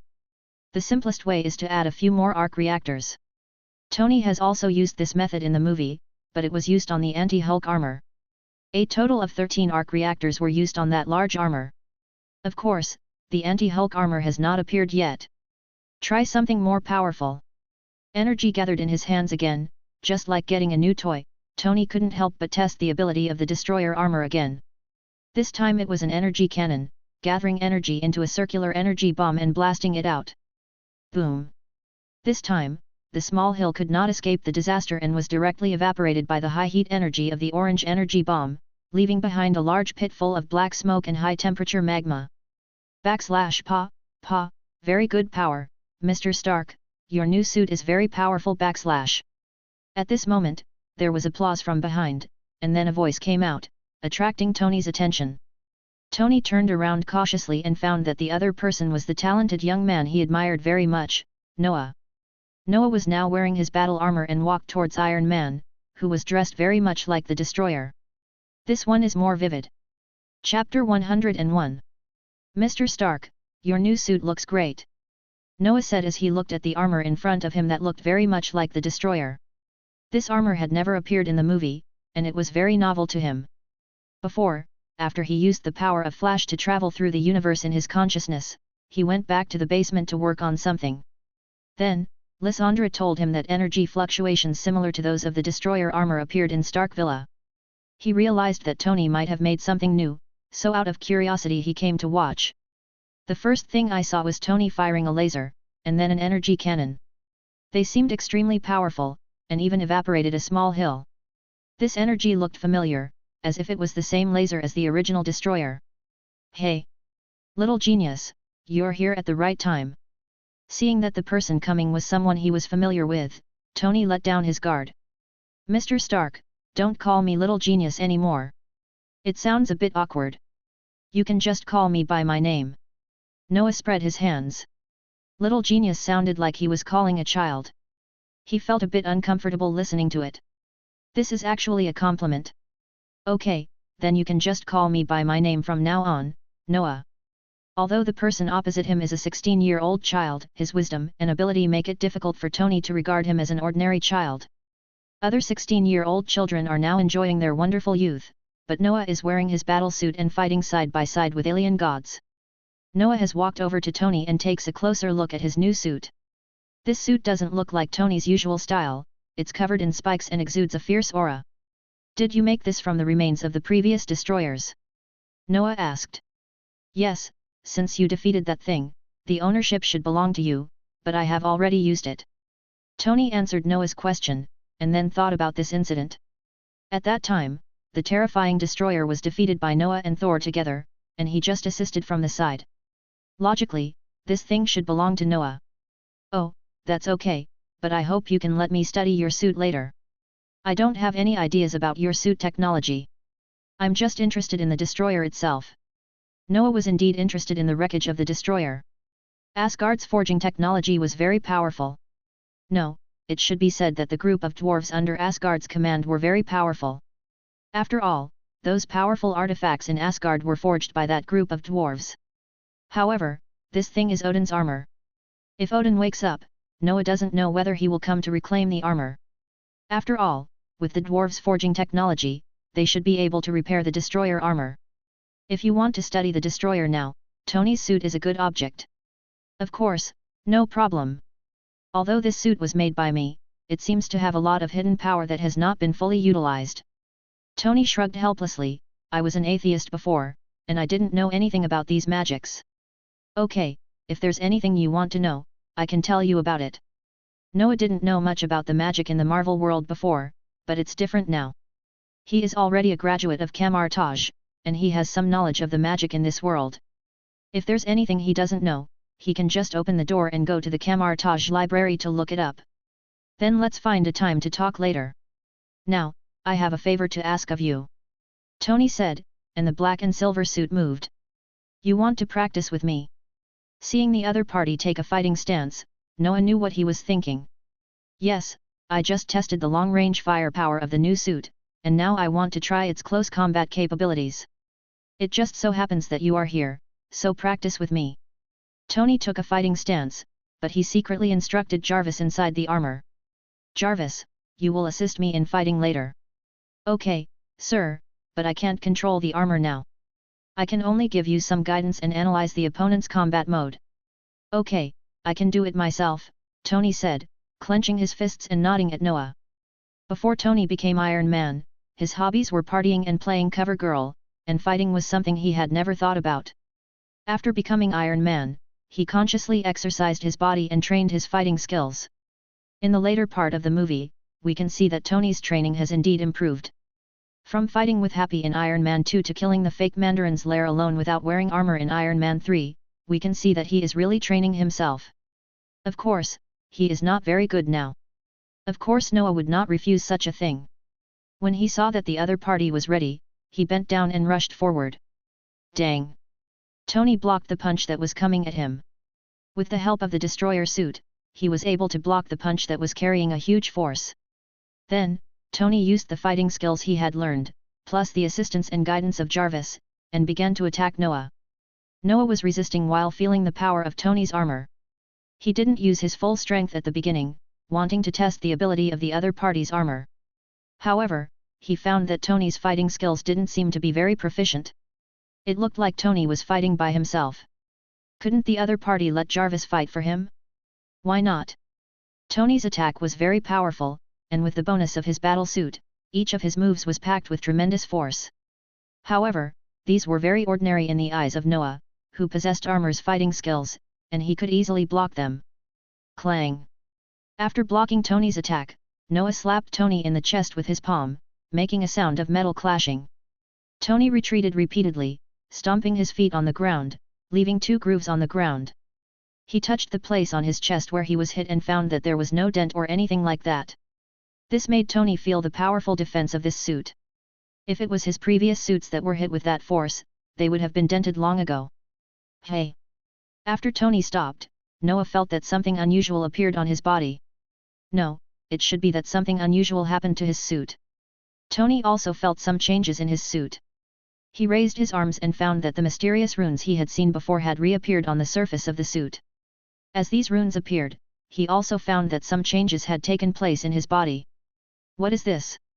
I feel my body is full of strength. Tony clenched his fists. After these runes appeared, he felt a constant flow of power in his body. He had never felt his body so comfortable. This feels really good. He swayed his body, and after the runes appeared, his movements in the battle suit became much more agile, as if he had become one with the suit. I don't know what happened, but the second round of battle is about to begin, Noah. Tony, who became faster and stronger, rushed towards Noah on the opposite side. Don't be so stubborn next time. Chapter 102. Noah knew that the artifacts of Asgard could bring power to people. For example, in Thor 4, Jane became the female Thor after getting the damaged version of Thor's hammer. This is a good example. Tony in front of him seems to be in the same situation now. However, Jane can transform into the female Thor because Thor had previously ordered Thor's hammer to protect Jane. The artifact has spirit, and only after being recognized by the artifact can one obtain its power. Noah also doesn't know what the situation is with Tony in front of him. You better be careful, Noah. While Noah was thinking, Tony, who was even faster than before, had already rushed in front of him, and his fist was already whistling towards him. Tony is very powerful at this time, and Noah can feel it when he is blocking, but this level is still a little weaker than Noah. After all, Noah's strength after putting on the armor and adding magic has surpassed the Hulk. Bump! Clang! It seems that the wreckage's power is really not enough. Noah thought as he practiced with Tony. Tony's current condition should be that he is possessed by the power of Asgard, just like Jane in the movie, who was transformed into an Asgardian god by the power of Thor's hammer. However, the destroyer in Tony's body is only a wreckage, so his ability is not as strong as that of the female Thor. Perhaps after collecting the remaining wreckage of the destroyer, Tony will be able to obtain the full power. Noah was fighting and thinking about things over there, while Tony was enjoying his different body. This feels so good. Tony was very excited and overwhelmed at this moment. In the past, when he put on the armor, his fighting method was generally to launch missiles and palm cannons. Occasionally, in close combat, he would just swing his fists. 1 or 2 hits would stun a mortal human being, so he could not feel the pleasure of close combat at all. He is now 35 years old, and he has been indulging himself over the years. Although he has money to play and make up for his physical decline due to aging, it cannot make up for his physical decline due to aging. In addition, his body was about to collapse due to target poisoning some time ago, so his body was relatively weak before. But now it is different, he can feel the power in his body surging, and he now feels that he can kill a cow with one punch. Although he didn't know if he could maintain this state after taking off the suit, he planned to feel it while the wonderful feeling lasted. Tony also knew that Noah on the opposite side was letting him test the suit, so Tony didn't hesitate. Jarvis has been providing Tony with various fighting skills. Although Tony had seen these fighting skills before, he was unable to use them due to his physical ability. But now, due to the mysterious power in the armor, Tony's body has become stronger and his reaction has also increased. So now after seeing these fighting skills, Tony's body can also use them accordingly. Tony's attack style is like a storm. His smart brain allows him to quickly receive the information provided by Jarvis and apply it to actual combat. Noah saw Tony use many styles of fighting techniques during the battle, including Jeet Kune Do, Taekwondo, Muay Thai, Chinese martial arts, etc. Noah could feel that Tony was having a lot of fun, and he also discovered that Tony's fighting skills were constantly improving. It turned out that people with good brains learn things quickly. "Sir, the reactor energy has dropped to 5%. In the fierce battle, Jarvis' words were like pouring a bucket of cold water on Tony, calming his fiery heart a little. "What? So fast?" Tony turned around and kicked back, trying to attack Noah who was moving behind him. He felt that it was time to stop, otherwise he would run out of power if he continued to fight. By then, let alone the question of whether he could get back or not, the shrapnel remaining in his chest was absorbed by the reactor so as not to kill him.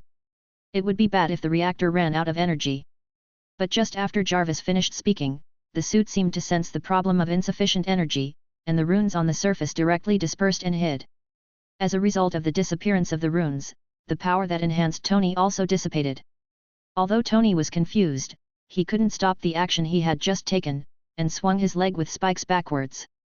Noah blocked the opponent's kick with his arm, then reached out and hugged Tony's lower back, who was temporarily unbalanced because of his blocked attack, and then performed a bridge back throw. In Set's memory, he often used this move to KO the enemy. After Noah hugged the waist of the metal suit, he quickly exerted force with his waist, bent backwards, and smashed Tony in front of him backwards. "Smash it for me." "Shit." Tony now just wanted to tell Noah to stop because his experience card had expired. Bump. Smoke and dust billowed, and the ground cracked where Tony landed. Noah's strength plus the weight of Tony's suit greatly increased the power of the attack. "Thank you, Chet." "My neck." Although he was protected by the battle suit, after losing the mysterious power that strengthened his body, Tony also felt that his neck was twisted by this blow, and it was a very serious sprain. "Hey!" Noah also noticed something wrong. The runes on Tony's suit seemed to be gone, and why couldn't he get up? He was still in the same posture as if he had been thrown down. "Hey, Noah, come and help me up, I think I sprained my neck." Tony found that his neck was really sprained, and it hurt whenever he moved. For unknown reasons, Jarvis couldn't control the battle suit for him to get up. His current posture was with his head stuck in the ground, which was very indecent. There were also people watching nearby, which made him even more embarrassed. Forward. Noah was also a little speechless. How could it be such a coincidence? He was just excited about the battle, and Set's soul took effect, hitting him hard, and then the opponent's amplification just disappeared. But Tony was injured by himself, so let's treat him. Noah thought about it and took out a delicate golden bell. Ding ding! Mikhail's blessing can not only remove control, but also heal and restore health to teammates. A crisp bell sound rang in Tony's ears. He just wondered what the sound was, and then he found that his pain seemed to disappear. Tony supported himself with his hands and pulled his head up to get rid of the awkward posture. He twisted his neck and found that there was no pain at all. He felt very calm now. The passion after the battle and the excitement of discovering the hidden ability of the suit had all dissipated. He looked at Noah in front of him with some doubt, and saw that he was holding a small golden bell in his hand. Thinking of the jingling sound that just appeared in his ears, he guessed that the reason why his neck didn't hurt was because of this little thing. He raised his hand and looked at the destroyer suit on his body. The glowing runes had disappeared, but the feeling of being full of power was already engraved in his heart. Clenching his fists, Tony was still savoring the aftertaste of the feeling that filled his body. "How do you feel?" Chapter 103. How does it feel? Noah asked. He didn't know what impact Asgard's artifact would have on humans. Jane's use of Thor's hammer would accelerate cancer. This might be because using Thor's hammer consumes human physical strength. Jane, who is already in the late stage of cancer, certainly couldn't bear it. Moreover, after transforming into Thor, the divine power would purify her body. Cancer cells are part of the body and will not be eliminated, but those chemotherapy drugs will be treated as foreign objects and eliminated, so her cancer would worsen every time she transformed. Thinking of this, Noah sensed the reactor on Tony's chest and found that the shrapnel on his chest had not disappeared. The destroyer armor did not seem to have this ability. It was also possible that the artifact was incomplete. However, these were not important. As long as it was clear that this transformation-like ability would not have any effect on the host, it would at most make him a little weak after the transformation. I've never had such a wonderful feeling. Tony thought about what happened just now, and his calm mood began to be excited again because of the bell. After all, that feeling of power really impressed him very much. Oh, by the way, is this your magic prop? Tony saw the small bell in Noah's hand at a glance. The healing of his neck and the strange peace of mind just now should be caused by this small bell. This reminded him of the magical props in those fantasy stories. Just now I heard a bell sound, and then my neck was healed. Was it this little thing that did it? Well, this is Mikhail's blessing. It can heal injuries and bring peace. Noah shook the bell in his hand, making a sound that Tony was familiar with. Mikhail, Michael, this name really fits the bill. Thinking back to the peace of mind he had just felt, he felt very good. After all, he hadn't felt so peaceful in his heart for a long time since he was kidnapped and became Iron Man. After the battle subsided, the dust and fog caused by the huge movement slowly dissipated. The surrounding environment had undergone tremendous changes because of the battle between the two. Rocks were shattered, trees fell, and the huge noise had caused all the animals within a radius of 10 kilometers to flee. This is how the battle between the strong is. Even if it is unintentional, the aftermath of the battle will cause damage to the surrounding environment. This is why several superheroes in the Avengers were disliked by many people. But Noah and Tony won't do that now, because this is an uninhabited area. Even if they flatten it, no one will discover it in a short time. So, how are you now? The runes on your suit have disappeared. Noah shook his right hand, and the bell disappeared in his hand. In fact, it was put back into the backpack. Then he asked Tony in front of him. I feel much better after listening to the sound of your magic bell. It's really a great thing. Tony said. If possible, he really wanted to ask Noah if he wanted to sell the little bell, but he knew the result after thinking about it. Also, runes? Do you recognize those runes on the armor just now? Tony asked. He knew that it was the appearance of those runes that gave him that kind of power, but he knew very little about it. But there was a person in front of him who knew magic, so he could just ask him. Not too much. If you want to know, I can tell you something. But let's go somewhere else to chat. This doesn't seem like a good place to chat. Noah pointed to the bumpy land around him. Dust was still hanging in the air. He couldn't chat quietly with others here. Okay, let's go to another place. It happens that the energy of my reactor is almost exhausted. If we delay any longer, we won't be able to go back. Tony knocked on the blue halo on his chest. He didn't want to drag the armor back later, and he couldn't even drag it. How about coming to my place? I just happened to invite you to come over last time. Tony asked. Okay, Noah had no objection. He also wanted to check in at Iron Man's beachfront villa. After all, it should be considered one of the must-visit attractions in the Marvel world. Then let's go. 2 sets of armor took off one after another, followed by 2 sonic booms in the air. Welcome back, sir. Hello, Mr. Noah.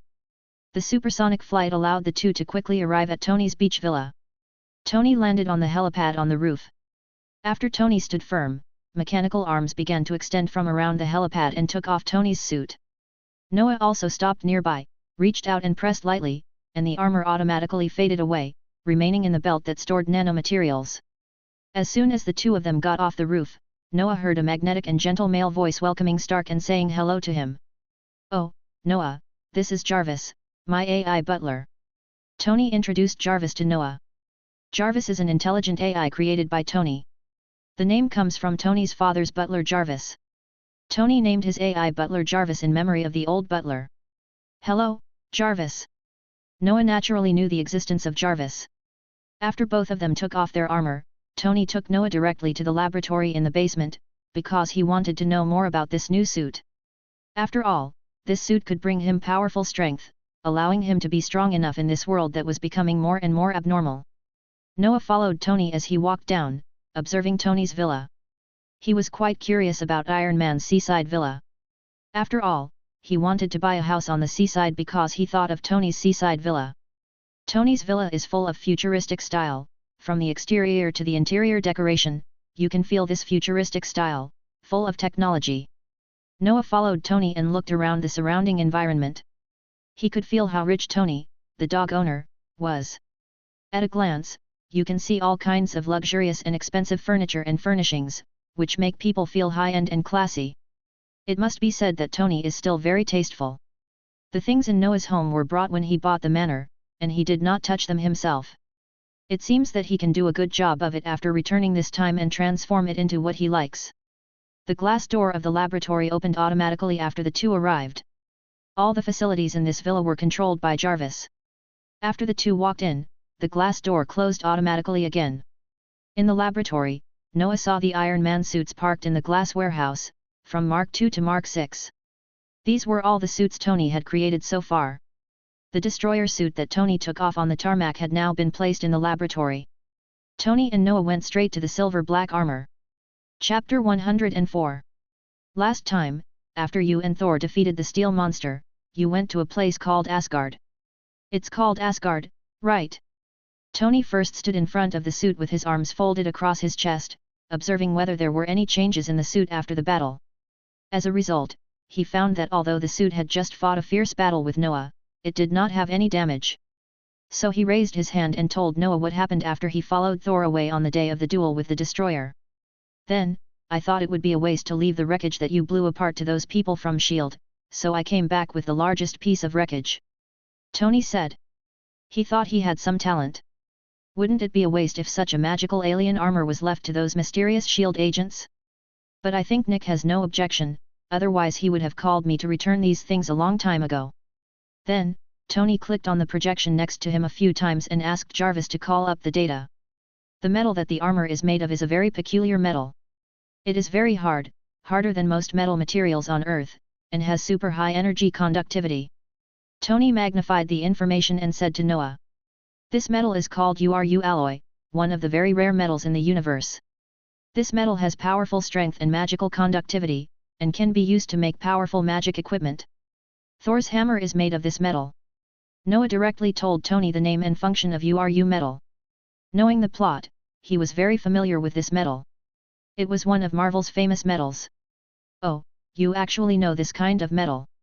So the wreckage I brought back are all made of this metal called URU alloy, and you said that Thor's hammer is also made of URU alloy?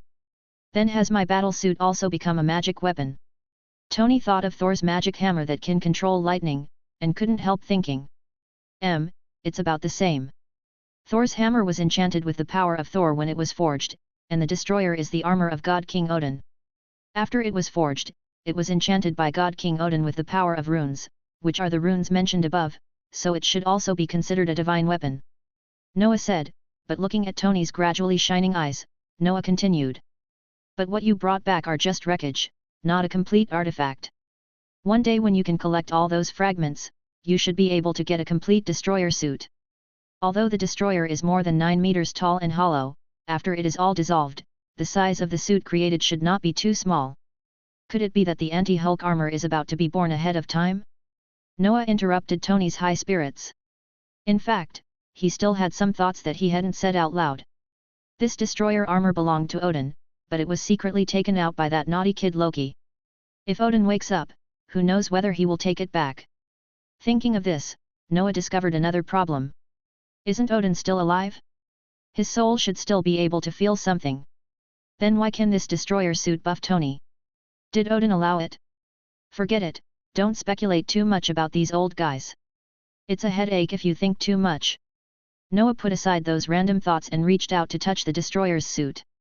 A bit of magic power came into contact with the suit, and then those mysterious runes began to emerge on the surface of the suit, and soon covered the entire body of the suit. These are the runes. Legend has it that the god King Odin hung upside down on the world tree for 9 days and 9 nights and obtained the runes. He then exchanged his right eye with the god of wisdom Mimir and obtained the runes. The combination of the two is the legendary runes. Tony said, looking at the glowing runes. Oh? You seem to know quite a lot about it. Noah said. He actually didn't know much about these things. He only knew that these mysterious runes were runes belonging to Odin. After all, he didn't pay special attention to these Norse myths. Of course, after I knew that Asgard really existed, I specifically went to learn about the knowledge of Norse mythology. Tony said as he looked at the runes that dimmed again due to the lack of subsequent magical power. Noah nodded, then thought of something, and turned to Tony and said, "Tony, you have to exercise more in the future. Using these artifacts of Asgard requires physical strength. When you collect all the destroyer fragments in the future, the effect will be more obvious. Consume physical energy? Why didn't I feel it just now?" Tony asked in confusion. He didn't feel weak after the rune disappeared. "Have you forgotten this?" Noah flipped his hand and shook the golden bell that suddenly appeared in his hand. Mikhail's blessing just now not only healed Tony's injuries, but also restored his physical strength, so he didn't feel the loss of his physical strength. Tony suddenly realized that he had to add exercise to his future schedule. "By the way, Tony, you don't have any magic power, so how do you activate this suit?" Noah asked. In his perception, this suit is a magical equipment. Can Tony's arc reactor power this thing? I also tested it step by step. By adjusting the energy output of the reactor to the appropriate frequency and fluctuation, I can simulate the energy required by the battle suit. I'm kidding. It's actually still possible. Next, Noah sorted out the runes engraved on the surface of Tony's suit. Although he didn't understand runes very well, magic generally has the same end and there are always similarities. Noah happened to have recently learned the magic of camouflage, so he had some insights in this aspect and was able to repair some of the magic patterns. After all, when Tony was forging the suit, he melted the remains of the destroyer and then remade it, which would more or less affect the runes engraved on it, so Noah repaired those things as well. Tony looked at the magical light emanating from Noah's hands and the gestures he made that seemed mysterious. He said with emotion, "You are only 16 years old. How did you learn so much? Magic and technology." Although Tony calls himself a genius, he had just graduated from MIT for a year when he was 16 and was still in the stage of studying. Although he was an unimaginable genius compared to ordinary people, he was like a dwarf compared to Noah in front of him. After all, Noah in front of him is not only a scientific research genius, but also a powerful magician. Tony doesn't know how he learned these things. Did he start reading and learning magic since he was in his mother's womb? I can only say that this is my talent. The system is strong, and whoever has the system is the boss, Noah thought. This is where I learned magic. I'll take you there if I have the chance. I think you'll like it there. Noah said. After all, there is the Sorcerer Supreme, Iron Man, in some parallel universes. If Tony is taken to camouflage, perhaps some unexpected things will happen. Okay. After a short while, Noah finally finished organizing the runes. After all, this was not an area he was familiar with and it was still a bit challenging. Well done, Noah. Thank you so much for today. It's lunch time now. How about staying for lunch? Chapter 105. Well, you should be okay eating these, right? So, Tony Stark is really a very weird person. Other rich people like Tony usually eat either delicacies from land and sea or meat and fish. But Tony actually likes to eat hamburgers and pizza, which are considered junk food by rich people. Cheeseburger, never tried it. After helping Tony fix some minor issues with his suit in the lab, Tony invited Noah to stay for lunch. When Noah followed Tony to the lab before, he had observed the villa. There was no one else in the villa except Tony. The other people here refer to the nannies and the like. As for cleaning issues, he asked the cleaners to come and clean once a week. As for eating, Tony basically relied on takeout and eating out. Now on the table in front of Noah were many hamburgers and pizzas that Tony had just ordered for takeout. Noah was not surprised to see this pile of fried food meals, because in the movies Tony liked to eat this kind of food. If you're not used to it, there will be a few steaks delivered later. They're from a famous restaurant, and they should suit your taste. The restaurant didn't accept takeout services, but after they knew who I was, they changed their mind. Ding dong. Oh, it's here just as I said it. The service is pretty fast. When Tony was about to brag to Noah about how famous he was, the doorbell rang. Tony guessed that the food he ordered had arrived, so he stood up and prepared to open the door. At this time, Tony and Noah were in the living room, quite close to the door, so Tony arrived at the door quickly. "Hello, Mr. Stark, this is the steak you ordered. After Tony opened the door, a man in a black suit who didn't look like a delivery man was holding a black leather bag outside the door. After seeing Tony open the door, the man in the suit smiled brightly, and there seemed to be a hint of excitement in his smile. It seemed that he was a fan of Iron Man.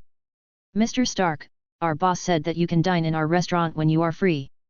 We will definitely give you the most distinguished service, and then..." "Okay, I get it. Just put the things on the table." 3 grams of oil. Before the man in the suit finished speaking, Tony interrupted him. The man subconsciously followed Tony's instructions and put the things on the table inside. Then Tony closed the door, leaving him stunned and almost bumping into the man in the suit's nose. Tony never accepted things handed over by strangers. This was his habit. "Oh.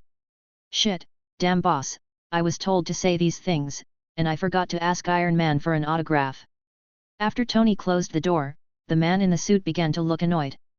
He had heard that Iron Man Tony Stark ordered steak from their restaurant. As a loyal fan of Iron Man, he took the initiative to apply to deliver the food. Before coming, the boss asked him to talk more about their restaurant after meeting Iron Man. If Iron Man could come to their restaurant to eat, they would make a fortune. Iron Man's traffic is very scary. Unexpectedly, just because he said a few more words, he lost the opportunity to get an autograph. This made him curse his damn boss in his heart. Tony inside the door certainly didn't know what the suit man was thinking. As for the restaurant he mentioned, in a way, his idea might have been successful, because Tony generally didn't care which restaurant he went to for dinner. Maybe in the future when Tony chooses a restaurant, he will subconsciously remember that there is such a restaurant, and then he might go to this restaurant to eat. "The steak is here." Tony put the things on the table, unpacked the bag, and revealed the steak inside. It was tender and juicy, covered with beautiful marbled patterns, and it really looked mouth-watering. "I didn't expect that the famous Tony Stark likes to eat these things. If others knew about this, they would definitely be shocked." Noah picked up the knife and fork that came with the steak takeaway and cut the steak. The moment he cut, the juice flowed down the cut. He forked a piece of the cut Wagyu beef and put it into his mouth, chewing it carefully.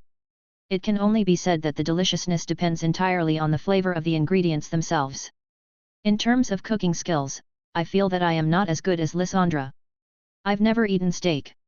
I don't care what others think. I do whatever I want, and cheeseburgers are delicious. Who would refuse it? Tony picked up one of his favorite cheeseburgers and took a big bite. The thick beef, vegetables, and fluffy bread, mixed with the rich cheese, exploded in Tony's taste buds. Eating his favorite food made him happy. Crescent moon opposition. After taking a few bites of the burger, Tony suddenly remembered something and asked Jarvis to turn on the TV for him. The black screen lit up after Tony's order was given, and then jumped to the picture Tony specified. "Yes, we all agree that the unknown person named Swift Swordsman operating in New York is very dangerous. The government hopes that the Swift Swordsman can hand over his technology as soon as possible so that the American government can better protect its people," and then the TV was showing a government official holding a press conference, and the topic of the conference was Noah's other identity, the Wind Swordsman. The official spoke to the reporters in front of him, saying some high-sounding words such as "for the good of America and the people," and the reporters below were laughing in their hearts, thinking, "Who the hell are you kidding? Those annoying politicians have been making some small moves in public opinion recently, trying to put pressure on you. They want you to hand over your armor technology. They say it's for the sake of protecting the world, but actually they just want to get powerful weapons." Tony looked at the content on TV with disdain. He was familiar with this scene, as he had faced this situation not long ago. "Do you need my help? I'm quite experienced in dealing with this kind of situation." "No need. Actually, I didn't even know they were doing this. I don't care what they say. After all, I didn't expose my identity like you." Noah shrugged. He didn't care what these officials thought. To put it bluntly, these guys were no different from ants in his eyes. The only difference was that they were more annoying than ants. But it's not good to let them do this all the time. "I'll think of a way to deal with this matter when I get back," Noah said. Although he didn't care, of course these guys were ruining his reputation outside and saying all kinds of nonsense, which was still quite annoying. Noah also had some ideas on how to deal with these guys. He had Lysandra, the super AI, so it should be easy to deal with them. For example, if anyone did these things, he could ask Lysandra to find dirt on him and force him to step down. Basically, no one who could sit in that position was clean and could not withstand investigation. And this was just one of the ways. If it didn't work, he could just use some means to make those guys shut up forever. He was not a saint and had no worries. Okay, as long as you have a solution. If there's anything you need my help with, just let me know. Next, during the meal, Tony asked Noah about Asgard. He was very curious about what this legendary kingdom of God was like and whether it was as magnificent as described in the myths. Asgard is indeed very magnificent. Noah was very impressed after visiting it. Noah also described the topography of Asgard to Tony. Asgard is a flat planet. Although this statement is strange, it does exist. Noah also described Asgard's technology. As for Asgard's technology tree, which seems to be crooked, Noah thinks there are still many flaws. Asgard. Tony was itching to go there and see with his own eyes what Asgard looked like. He was really curious, and after listening to Noah's description, he became even more curious. Noah said that he would take him there if he had the chance, and Thor had also said before that he considered Tony a friend, so it was not impossible for them to go to Asgard together. By the way, there is something you should be more interested in, Tony. Chapter 106. So, what do you two want to do? Didn't we say we wanted to see Captain America? In front of Tony and Noah, a 3D projection of a black salted egg appeared, and underneath the projection was a projection device made of nanomaterials. Just now, Noah told Tony about Captain America. He told him that Captain America was not dead and had been rescued. After listening to it, Tony did express his interest. Tony has always been a man of action. After he became interested, he planned to go directly to Nick Fury, but Noah stopped him and said that he should ask Nick Fury's opinion first, so as not to cause any trouble. So Noah skillfully hacked into Nick Fury's phone. He often did this. Every time he had something to ask Nick Fury, he would do this. Nick Fury could only silently say, "What's so great about having AI?" Nick Fury was still thinking about the plan for the cosmic cube in his office, when Noah's face suddenly appeared on the phone on the table, making him speechless and cover his forehead. He wanted to ask him when he could learn to call normally. Then he saw Tony's figure on the phone screen, which made him a little confused. How did these two get together? Then Tony on the other side mentioned a confidential event of S.H.I.E.L.D. that should not be known to outsiders, the resurrection of Captain America. As soon as Tony said it, Nick Fury was puzzled at first. He wondered why the other party knew about this, but he glanced at Noah next to Tony with his only eye, and he knew who told Tony these things. Noah is well aware of the mystery. He was the one who told S.H.I.E.L.D. about Captain America. Perhaps he even saw when Captain America was rescued, so he could tell Tony about Captain America's awakening now. But Steve Rogers had just woken up and his emotions were not stable yet. He thought it was best to leave Rogers alone and it would be better for others not to disturb him. So Nick Fury refused him, and the conversation at the beginning took place. "No, Tony, I've already told you, Captain America has just woken up, and he's not in good health. He needs to rest for a while, and no one should disturb him." Nick Fury put his phone in front of him, leaning on a cup so that his hands would be free to support his chin. Nick Fury liked this move the most, as it could both reflect his own style and bring pressure to the other party. Rest? Isn't he a super soldier? He's not a baby who was just woken up and needs his mother to coax him to sleep. Tony muttered. Super soldiers are also human beings, Tony, and this super soldier is a good friend of your father Howard. Logically, you should call him Uncle. Nick Fury said. Steve Rogers and Howard Stark, Tony's father, are good friends. There is nothing wrong with Tony calling Captain America Uncle, but Tony probably doesn't want to call him that. His friends have nothing to do with me. Tony's father Howard was busy with work when Tony was very young and had no time to take care of and accompany Tony. Over time, the relationship between father and son gradually became distant, so now Tony has a resentful attitude towards his father, so he is more resistant to things related to his father, such as what Nick Fury said now. Of course, after obtaining the new element synthesis method left by his father, his view of his father has also improved. In any case, he must be left alone for now. A soldier who has been sleeping for 70 years needs some time to face a completely different world. I will have a chance to introduce you to each other in the future. In Nick Fury's plan, Tony and Noah are both members of his Avengers plan, and Captain America is also a part of the plan. They will have plenty of opportunities to meet in the future. After listening to this, Tony wanted to say something to Nick Fury, but Noah next to him spoke first, interrupting Tony's intention to speak. Since it's not convenient for him now, we can only go next time. Noah said. Tony just wanted to see what a human who had been frozen for 70 years looked like, purely to satisfy his curiosity.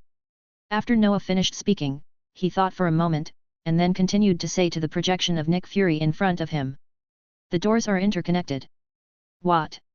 Nick Fury on the other side was a little confused when he heard Noah suddenly say this. Door? What door? Nothing, just a little advice for you, bye. Wait a minute. Nick Fury looked at his phone which had gone black and fell into silence.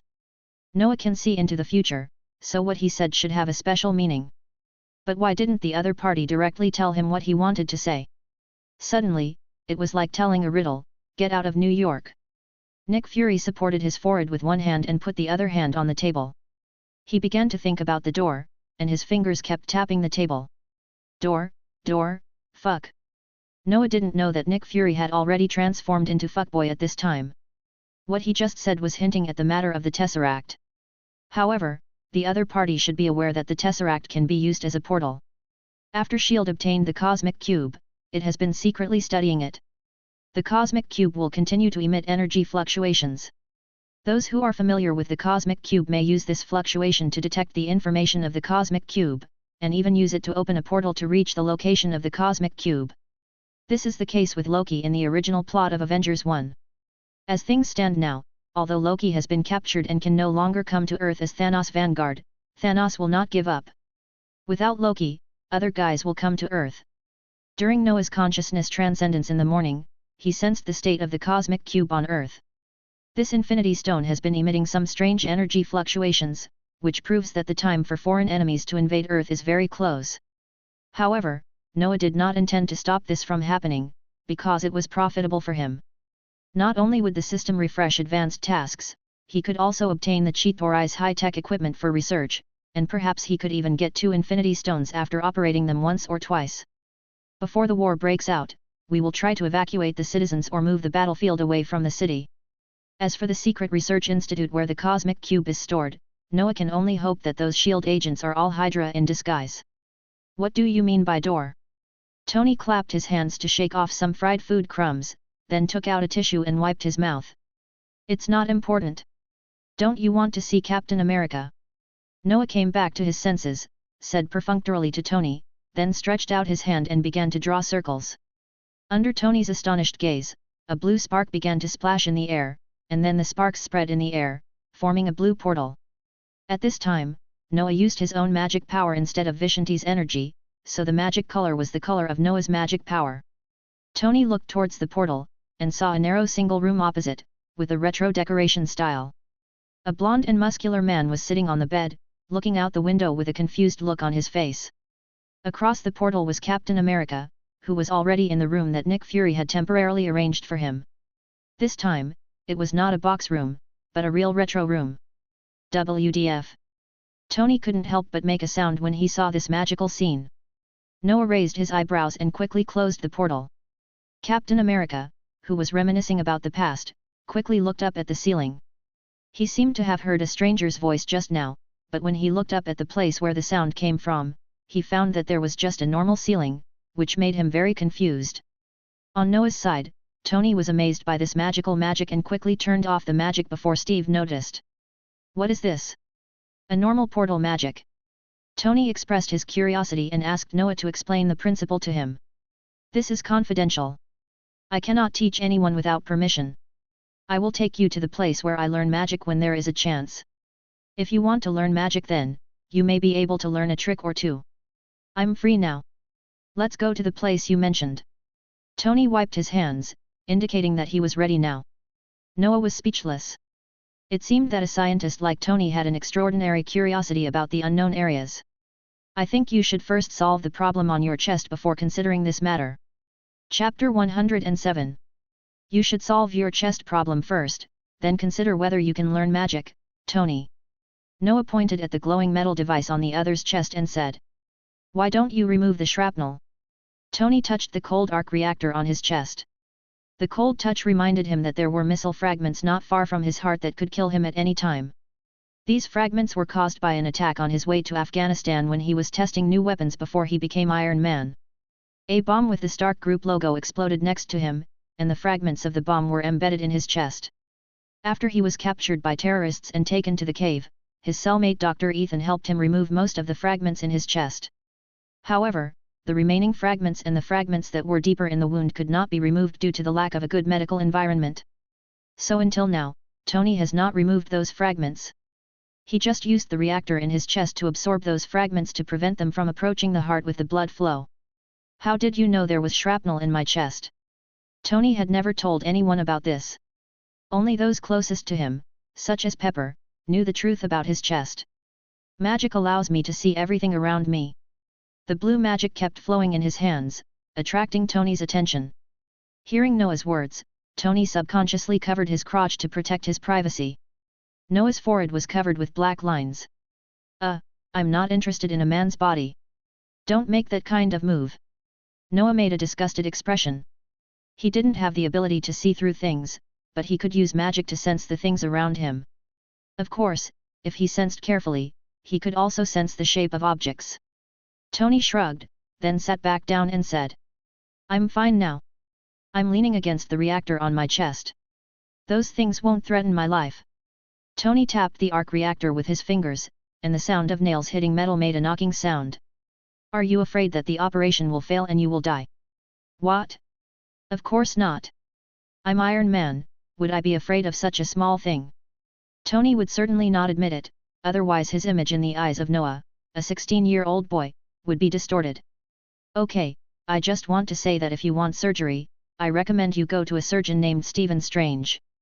With his skills, he should be able to remove all the shrapnel in your chest intact." Surgeon Stephen Strange is Doctor Strange's identity before he became the Sorcerer Supreme. Now he is a surgeon with superb medical skills but a proud heart. In the medical field, he is even known as God's gift to the surgical field, which is enough to show how superb his medical skills are. Later, because of not following traffic rules, his hands were directly scrapped.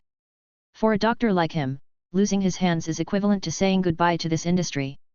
Therefore, if you drive irregularly, no matter how luxurious your car is, it will overturn. But he hasn't had a car accident yet, and he's still the high-spirited and talented doctor, and it's still time for Tony to have the surgery. Who is this? Sounds familiar. Although the other party was very famous in the medical field, Tony just felt that the name was somewhat familiar. After all, he was not very familiar with this aspect of the medical field. Also, aren't you a magician? Can't you use your magical powers to heal me? Tony asked. It's not impossible. If it were me, I would use magic to pull out your heart along with the shrapnel, and then let you grow a new heart. Noah opened his palms, magic flowed in the air, and then took shape into a scalpel and pointed it at Tony's chest. "No, forget it. I'll go find a doctor myself."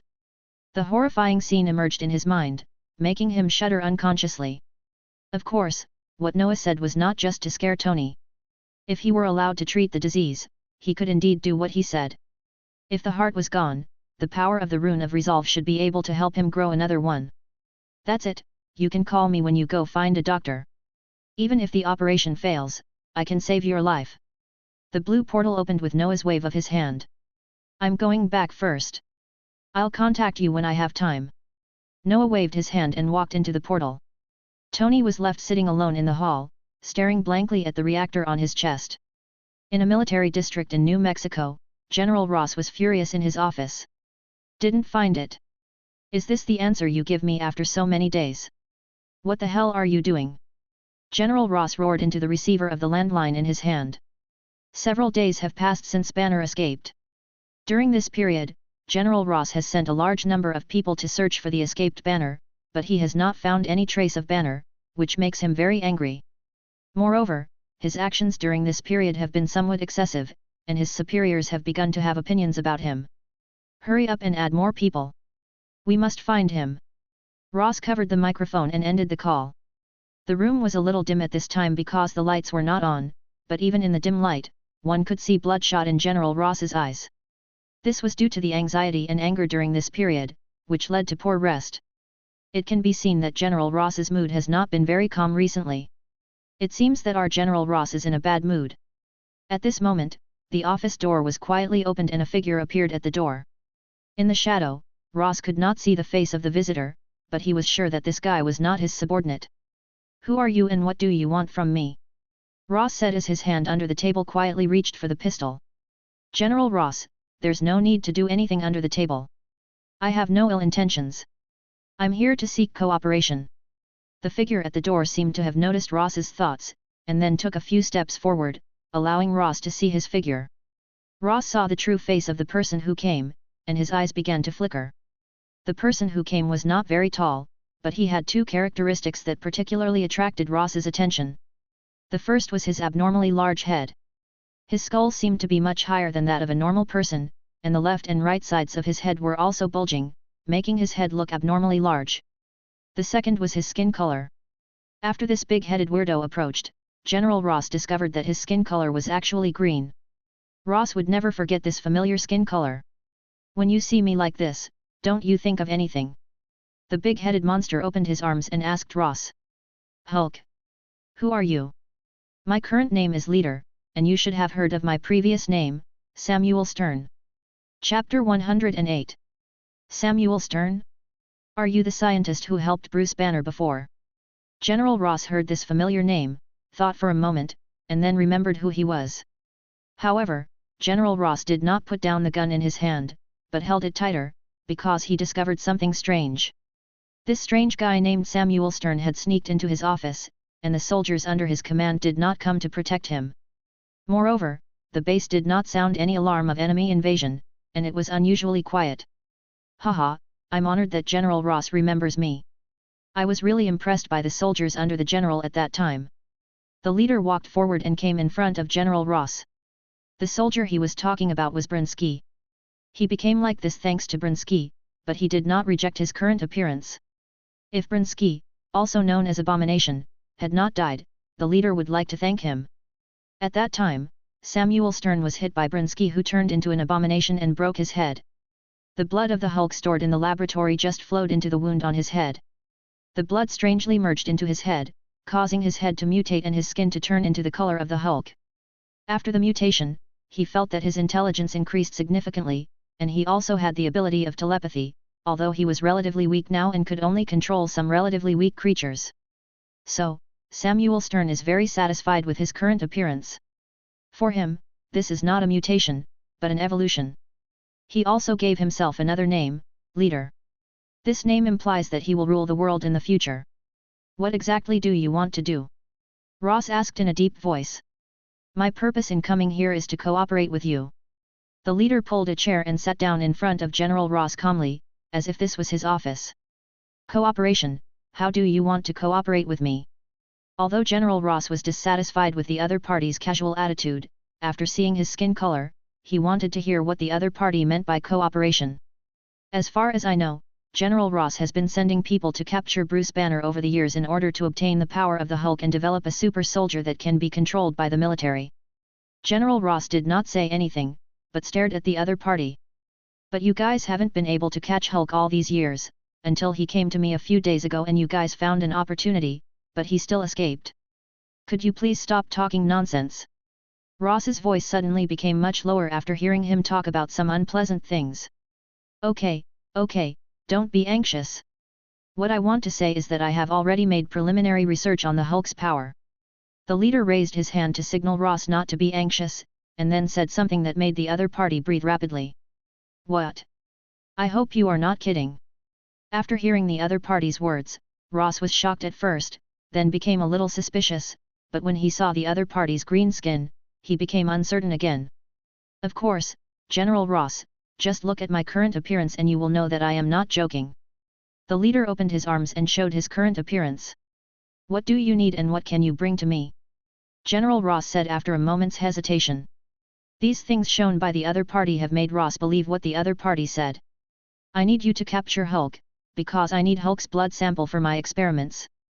At the same time, I can provide you with some super soldiers, which will give you the strength to fight against Hulk." The leader said, but what he said was half true and half false. The leader had taken some blood samples from the Hulk before, and he also had the technology to clone the blood, but he wanted to study the Hulk's power more deeply, so he needed to capture Bruce Banner, the real Hulk, so that his plan could go further. Afterwards, the two began a secret conversation about Hulk, and General Ross agreed to cooperate with him, but on the condition that he first saw the super soldier the other party was talking about. Soon after, the leader smiled and shook hands with General Ross, then left Ross's office. After the leader left, Ross's expression became serious. He pressed a button on the desk, and then began to call his subordinates. Ross wanted to know how the other party got through the tight defense of the military base to his office. "General, the surveillance did not capture the existence of the intruder you mentioned, you see." A senior military officer smiled awkwardly in front of General Ross's desk. General Ross had just scolded him badly, saying that the intruder had already arrived in front of the general's office, but they had not discovered it. However, after he checked the surveillance, he found nothing. "Go down." Ross waved his hand, and the officer left the general's office in disgrace. Ross rubbed his head. It seemed that the other party was really capable of invading the military base without anyone noticing. He believed what the other party said a little more. Next, he would let him see what the super soldier he was talking about was. Dividing line of evil villain. Noah was unaware of the villain's conspiracies and plots. After returning home, he discussed some things with Lysandra. He planned to buy an island and build his own experimental base on it to carry out those large-scale experimental projects. He had thought about this a long time ago, but the conditions and time were not sufficient before.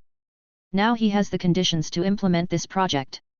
After learning of Noah's idea, Lysandra immediately began searching for information about a suitable island. First of all, the distance had to be appropriate and not too far away. Although Noah could use portals to travel around the Earth, if your island was on the other side of the Earth, it would be more troublesome to transport his creations, and the size of his portal was not large enough for some huge guys to pass through. The second is that the size should be appropriate. After all, Noah bought this island in order to build some large-scale experimental creations. If it is too small, then it would be a waste of money. However, it is difficult to find a suitable island. There are not many islands in the Atlantic Ocean, and the Pacific Ocean is far away from New York where he is. Noah looked at the island information that Lysandra searched for, touched his chin, and suddenly he had some difficulty in choosing. He suddenly thought, how great it would be if he drew Syndra, and he could just uproot the island he liked and put it wherever he wanted. This is it. Noah pointed to the projection screen displayed by Lysandra. He chose a small island in the Atlantic Ocean. The island covers an area of about 8,000 square meters, is about 100 meters long and 80 meters wide, which is slightly larger than a football field. Although it does not sound large, the surface size is not very important. The main thing is the underground part, which has a lot of usable space. Lysandra nodded when she heard this and began to prepare to purchase the island. Chapter 109. A suspected terrorist attack occurred in XX City in Mexico. Noah looked at the link in front of him and the picture above it, touched his chin, reached out and clicked on it. The scene turned to a live broadcast where a Mexican female reporter with slightly brown skin was broadcasting live from a ruin, speaking Mexican, which Noah could not understand. "Lysandra, help me translate." "Okay, Noah." Noah asked Lysandra to translate in real time, and then the obscure language spoken by the female reporter became a language that Noah could understand. "The ruins behind me are where the attack took place. We can see that the places have been shattered after the attack. We can see how cruel the terrorists are. Next, let's interview the residents around here and ask them what they think now." The female reporter came to a crowd that was watching and asked if he was a resident of the surrounding area. After getting an affirmative answer, she formally interviewed him. "Oh. What happened last night was so horrible. I was still awake when I suddenly heard a loud noise nearby, like an explosion. I thought there was an explosion somewhere and was worried about a fire, so I looked out the window." The female reporter asked questions to the resident who lived nearby, wanting to know what he thought as a person living here, and the person being questioned also told the camera what happened that night. According to him, the noise was very loud as an explosion, and there was the sound of walls collapsing, and then some horrible roars and growls were heard around. "I don't think it's a terrorist, it must be some scary monster, because..." "Hey, don't pull me." Before the person being interviewed could finish his words, he was grabbed by two big men in black suits who appeared out of nowhere behind him. Then the live broadcast of the female reporter was forcibly interrupted. It seemed that some organization had blocked and controlled the scene. Was that shield just now? They moved pretty fast. The live broadcast he was watching was cut off, and Noah was a little speechless. He didn't know which organization those people in black suits belonged to. He guessed that they were most likely SHIELD, because SHIELD was specifically responsible for cases caused by abnormal forces. SHIELD was not an organization exclusively in the United States, but its headquarters was in the United States, and SHIELD had branches in various countries to quickly handle incidents in the current area. Of course, Noah was just speculating. After all, those people in black suits could also be some local organizations. But these are not important. Noah removed the live broadcast channel that had become blank due to the lack of signal, and then pulled up another light curtain. The light curtain showed the surveillance video of the area where the incident occurred that night. This was the video that Lysandra found in Mexico. However, because there were few cameras there, and none of them were directly facing the ruins, Noah could only judge what happened at the time through a few surveillance videos that were taken from a relatively remote location. The surveillance footage was rather dim. It was quiet at first, and then the ground began to shake slightly. If it weren't for Noah's strong eyesight, he wouldn't have been able to tell that the footage had changed. These surveillance cameras didn't have built-in sound collection, so they couldn't record any sound. Noah watched several screens intently, waiting for the key plot to appear in the screen. The video continued to play, and the noise became louder and louder. Noah saw from one of the surveillance screens that some buildings had begun to collapse. The area where the accident occurred should be an uninhabited public area, similar to a vegetable market. Got it. After many building debris flew around, the protagonist finally surfaced. In a surveillance video in the upper left corner, a shadow suddenly appeared from the screen. The way it appeared was quite special. It was thrown out by some huge force and smashed several walls in succession.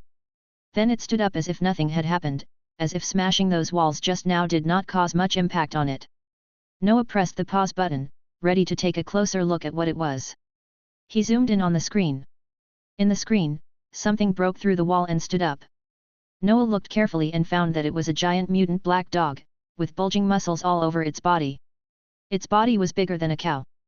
The eyes of this giant mutant canine glowed green, and its black body was slightly green, with some areas of the green being darker. What kind of dog is this? After Noah asked the question, a light screen appeared next to him, showing the information that Lysandra found for him. The information showed that the prototype of this mutant dog was a cane corso, a medium-sized mastiff. Generally speaking, this kind of dog can only grow to a maximum length of 70 centimeters, but the one in the video is almost 2 or 3 meters long. Before mutation. After mutation. Noah continued to play the surveillance video. After the black mutant cane corso stood up, another mutant dog was hit. The black giant dog showed its agility that it shouldn't have for its size and dodged its companion. Lysandra also gave the information of the new one. It was a mutant Staffordshire Terrier. Its original yellow skin was stained with some green after the mutation. Before mutation. After mutation. This dog looks familiar. It seems that this kind of dog has appeared in a previous movie called The Hulk. Noah looked at the two mutant creatures in the video, which brought back certain memories in his mind. The characteristics of these two mutant dogs also reminded him of the Hulk. Sure enough, the video continued to play and Hulk also appeared in the screen. It seems that after escaping from General Ross's military base, Banner ran to Mexico, a neighboring country of the United States. Then he was found by these two mutant dogs while in seclusion, and was forced to transform into Hulk. The Hulk in the video was very angry. He kept roaring and then hammering the two giant dogs madly. The two mutant dogs could bite Hulk at first, but they were beaten up later because Hulk's anger made him much stronger and he directly crushed the two dogs. In the picture, Hulk finally captured a giant mutant dog with one hand, then bent his knees and jumped out of the monitoring range, leaving behind cracked ground and ruins caused by the reaction force of the jump. Where did these things come from? Are there any villains that haven't appeared in any movies? Noah pondered. These mutant creatures have never appeared in Marvel movies. Oh, they have appeared in movies, but that Hulk movie is a parallel universe that does not belong to this universe. The villain in that movie is the Hulk's father. In the Marvel Cinematic Universe, the Hulk's father did not appear, so Noah didn't know which villain created these things. But after Noah thought for a few seconds, he suddenly remembered someone who might be the mastermind behind this incident. Mr. Blue. Noah recalled the guy that Banner and his girlfriend went to find at that time, Samuel Stern. In the movie, there was a scene where he was affected by Hulk's blood, but he didn't have a chance to appear afterwards. However, Noah remembered that before he died in his previous life, Marvel had released a plot that Samuel Stern would become a villain named the Brain in the future. It's most likely this guy, but what abilities does he have? I really don't know. Noah would not go out of his way to find out the information of a character who did not appear, and he had not read too many comics, so he didn't know much about the villain, the Brain. He only knew from the posters released by Marvel that this guy had a big head and should be very smart. But if that's the case, Banner should come to me for help soon, right? Chapter 110. Now just wait for Banner to call. Noah turned off the light screen and waited for Banner to contact him. Before, General Ross only sent his troops to hunt him down, so he could escape to other countries to avoid being hunted down. But now it's different. There are villains who are suspected to be the leader and have developed some mutant monsters to hunt him down. From this incident, it can be seen that the other party has mastered some way to track Banner's location, so if Banner wants to live a stable life this time, he can only ask Noah for help.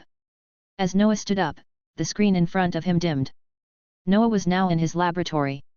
Before Lysandra jumped the Mexican news link to the screen, Noah was still conducting experiments on the Source project. He had not yet fully mastered the Source project technologies that came with the Source project Warwick he summoned before, so he was now continuing to advance the technology tree in this area. The Battle of New York is approaching, and Noah has already begun to prepare for the upcoming big scene. Noah's current forces include himself, Lysandra, Gwen, and the army of nanorobots led by Blitz 1. It can't be called an army. Noah has not created many nanorobots so far, with a specific number of only more than 100 robots. After all, his current laboratory has not expanded too much, so he didn't think about making too many robots when he made them before. Of course, if necessary, they can continue to manufacture. Lysandra has almost streamlined the process of manufacturing Autobots, so a wave of troops can be produced at any time. Of course, materials are a big problem. The robots made by Noah are made of vibranium, so it is difficult to achieve a large number of troops. But it doesn't matter. After all, what he wants is quality, not quantity. When the time comes, all the robots will be equipped with powerful weapons, and one robot will be worth an army. The Project Werewolf he is currently researching is a very powerful mechanical creation. After all, the project technology combines magic and science, and the strength after it is manufactured will be very powerful. So Noah has been working on the Werewolf project during this period. Noah had almost finished today's work. One should combine work with rest, and after being interrupted by the sudden news incident, Noah decided to call it a day. Arriving at the elevator of the underground laboratory, Noah pressed the button for the first floor. 2 days had passed since he last went to Tony's house. He hadn't done anything important during these 2 days. After returning, he studied and practiced, and then completed 2 sea-level tasks, earning 200 essence points. Current essence, 3,700 points. He has not completed today's mission, because his exclusive mission monsters usually refresh at night, so if there is no major event, he will complete the mission at night. He has been doing the mission in Hell's Kitchen for so long, why do these guys keep appearing? Noah is confused. Is there any special curse on Hell's Kitchen? Thinking about which area to go to complete the quest tonight, the elevator reached the ground. When Noah was at home, he seldom used the portal, but of course he did use it, as there was no magic forbidden area in his home. Noah had just stepped into the gate of the villa when a purple unidentified object flew towards him. It was the magic hat of the destroyer. At this time, it flew towards Noah at a very fast speed. Noah thought that the magic hat was coming to greet him, and just when he was about to reach out to catch it, who knew that the hat directly avoided Noah's hand and flew out of the door. Why does it seem like it is running for its life? Noah couldn't help but have this thought as he watched the magic hat staggering in the air. And when the magic hat flew by, Noah seemed to see a bow on it. "Little hat! Don't run!" A crisp voice was heard, and Noah looked back. Gwen was holding a blue magic needle in her left hand, with a magic line connected to the end, and a piece of silk in her right hand that looked of good texture, as if it was the same material as the bow on the magic hat just now. Now Noah knew why the magic hat ran away. Gwen saw Noah at this time and slowed down. "Noah, good afternoon." The sun was shining brightly and it was already noon. Noah nodded, then looked at the thing in Gwen's hand with a strange look and asked. "Gwen, what are you doing?" "Hey, I'm dressing up Mau Mau," Gwen said, raising her hand holding the beautiful silk. "Beautiful? Does a hat also need to be dressed up?" Noah was speechless. Of course, girls have to dress themselves up beautifully. Girls? Hats also have genders. Noah said in surprise. He suspected that he had heard it wrong. Of course, Mau Mau is a cute girl. Well, it's normal that Noah doesn't know, because I'm a tailor, so I know these things. It's strange that the tailor knew this kind of thing. Well, Noah's mind was churning, and after Gwen's explanation, he learned some inexplicable information. Hat? Weapon girl? Noah shook his head to get rid of those strange thoughts. Gwen, make clothes for her hat next time. Elbow, come inside with me. Noah held Gwen's shoulders, turned her around, and pushed her inside. Of course, he didn't do anything bad, he just went into the room to play video games with Gwen. Okay. After the two entered the house, the magic hat flew back slowly, and the brim of the hat scratched the tip of its hat like a hand, and then followed them into the room where the two were. It also liked watching them play games. Although the hostess was scary, it believed that the hostess would protect itself, right? Video playing time. Dr. Stern, you said you would bring Hulk back. In General Ross's office in the New Mexico Military District, General Ross was talking on the phone with the leader. Don't be impatient, General Ross. You have also seen the power of those experimental subjects. This is just the first step, a test. The leader's slow voice came from the microphone. Upon hearing this, General Ross looked at the video playing on a tablet computer in front of him. The video showed Hulk fighting two mutant dogs. Moreover, this was not a video captured by the road surveillance camera, but a video directly shot from the center of the battle. It seemed that the leader sent more than two mutant dogs. I hope to see better results, General Ross said in a firm tone. Don't worry, General. These two mutants are just the initial test subjects. I will send more powerful test subjects to hunt down Bruce Banner later. You just need to provide me with enough resources. Sooner or later, Bruce Banner will fall into our hands. The leader's sinister laughter came from the receiver, and Ross snorted coldly and said, You'd better tell the truth. After saying that, General Ross hung up the phone. In a hidden area, there is an abandoned industrial area during the war. No one has been here for a long time, and the leader regards this area as his base and conducts his own experiments here. The leader put the microphone back on the landline, snorted coldly, and turned to look at a test subject on the experimental table. A distorted humanoid object was fixed on the experimental table. The muscles of the experimental subject were twisted and it was completely unrecognizable. The leader had already started human experiments, but the results showed that he was unsuccessful. The leader looked at it for a while, then pressed a button. The failed products on the experimental table were picked up by the machine and thrown into a huge pit. If someone looked down from the railing of the pit, they would find that the failed products in the pit had piled up into a small mountain. Some were animals, and some looked like humans. These were probably homeless people that the leader had caught from various places. Failed again. The leader's tone was flat, as if the failed product that just died was just an ant. Experimental failure was a common occurrence for him. After all, it was almost impossible for the body to perfectly integrate gamma energy. Only certain gifted bodies were qualified to perfectly integrate gamma energy, such as Banner, Bronsky, and him. And now he is trying to create more gamma monsters. Although it is difficult to replicate their cases, his experiments are progressing relatively smoothly. His research on wild beast experimental subjects is already relatively mature. Banner, your power will soon be mine. Chapter 111. There is a dense forest in Mexico. It is remote, with tall trees and far away from human habitation. It is a good place to escape and hide. Deep in the forest, several sturdy trees have fallen down, and the trunks are lying on the ground. A curly-haired man is leaning on one of the trunks. The curly-haired man was covering his head, as if he had just woken up and was still confused.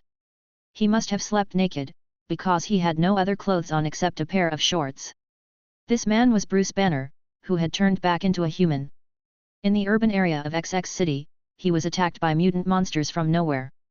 When his life was in danger, Banner could not control his emotions and turned into Hulk.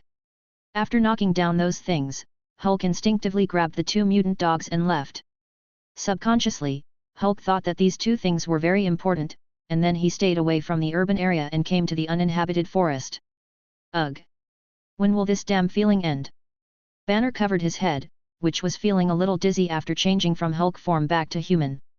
He hated Hulk's power, so he hoped that this annoying feeling would never appear again, but the reality is always contrary to one's wishes. Banner slowly stood up holding the tree trunk behind him and looked at two unidentified objects with green blood not far away. After approaching, Banner determined their prototypes based on their approximate shapes. They were two canine creatures that had mutated into this horrible form after undergoing certain experiments. Banner looked at the green blood and had a bad feeling.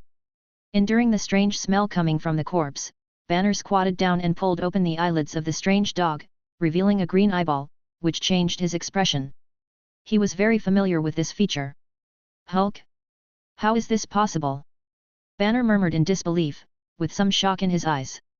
He is always thinking about getting rid of the monster in his body.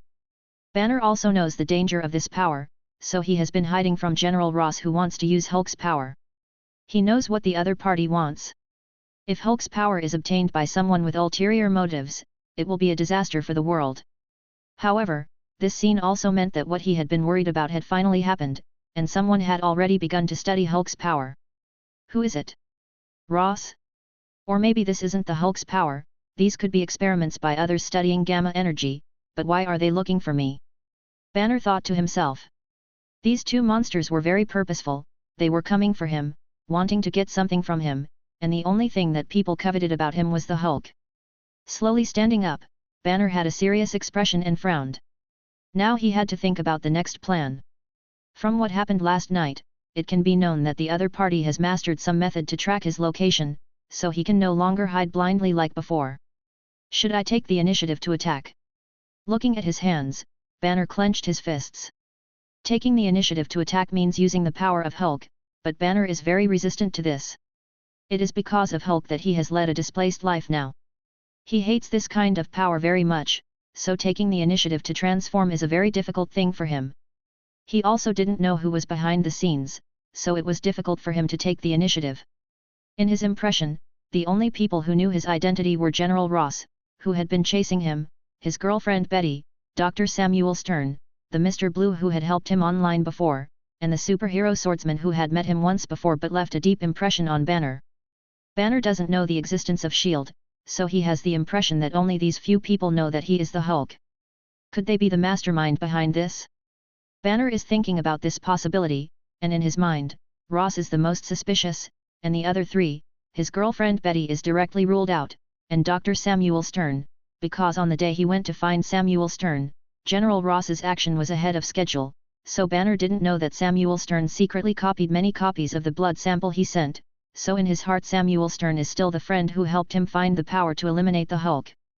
As for the last Hulk of Swordsman, to be honest, Banner didn't know much about him. He just heard from his girlfriend at that time that he was a superhero like Iron Man, and Banner was very impressed by his high-tech armor. The other party's technology had obviously surpassed this era. Banner was not sure whether such a person would look down on Hulk's power. By the way, I remember he gave me a business card last time. Banner suddenly remembered the last time he and Betty met Hulk in the alley. The other party gave him a business card, and his words left a deep impression on him, because the other party clearly stated that he needed his wisdom, not the Hulk's strength. However, Banner felt helpless when he saw that he was only wearing a pair of shorts. All his things were left in his previous residence in the city. When the mutant dog attacked, he turned into Hulk directly and had no time to pack his things. He didn't know if they were still there now. Fortunately, Banner is a genius. He has memorized the short phone number. Now, as long as he returns to the city, he can contact the superhero through a public phone. Banner is also gambling that the superhero is not the mastermind, and the other party is powerful and may be able to help him. His current situation is very dangerous. The other party may send new monsters to capture him at any time. Let's get out of the forest while it's still light. Banner took a last look at the two corpses on the ground, found some leaves to cover them, then relied on his knowledge as a doctor to determine the current location and walked towards the direction of leaving the forest. It was almost evening when Banner finally walked out of the forest and came to a populated area. Since he was only wearing a pair of shorts, People around him looked at him with strange eyes. However, Banner was used to it as he had had such experiences many times before. He simply found a household that had hung clothes outside the door and then skillfully took the family's clothes. After putting on his clothes, Banner tried to go to his previous residence. After spending some time to reach his destination, Banner found that this place had become a ruin and had been blocked off, which made Banner dare not approach that area and turned away from it. He was now a little stressed out by this official organization. After leaving the area, Banner came to a telephone booth, but he suddenly remembered that he was penniless and could not use a public phone.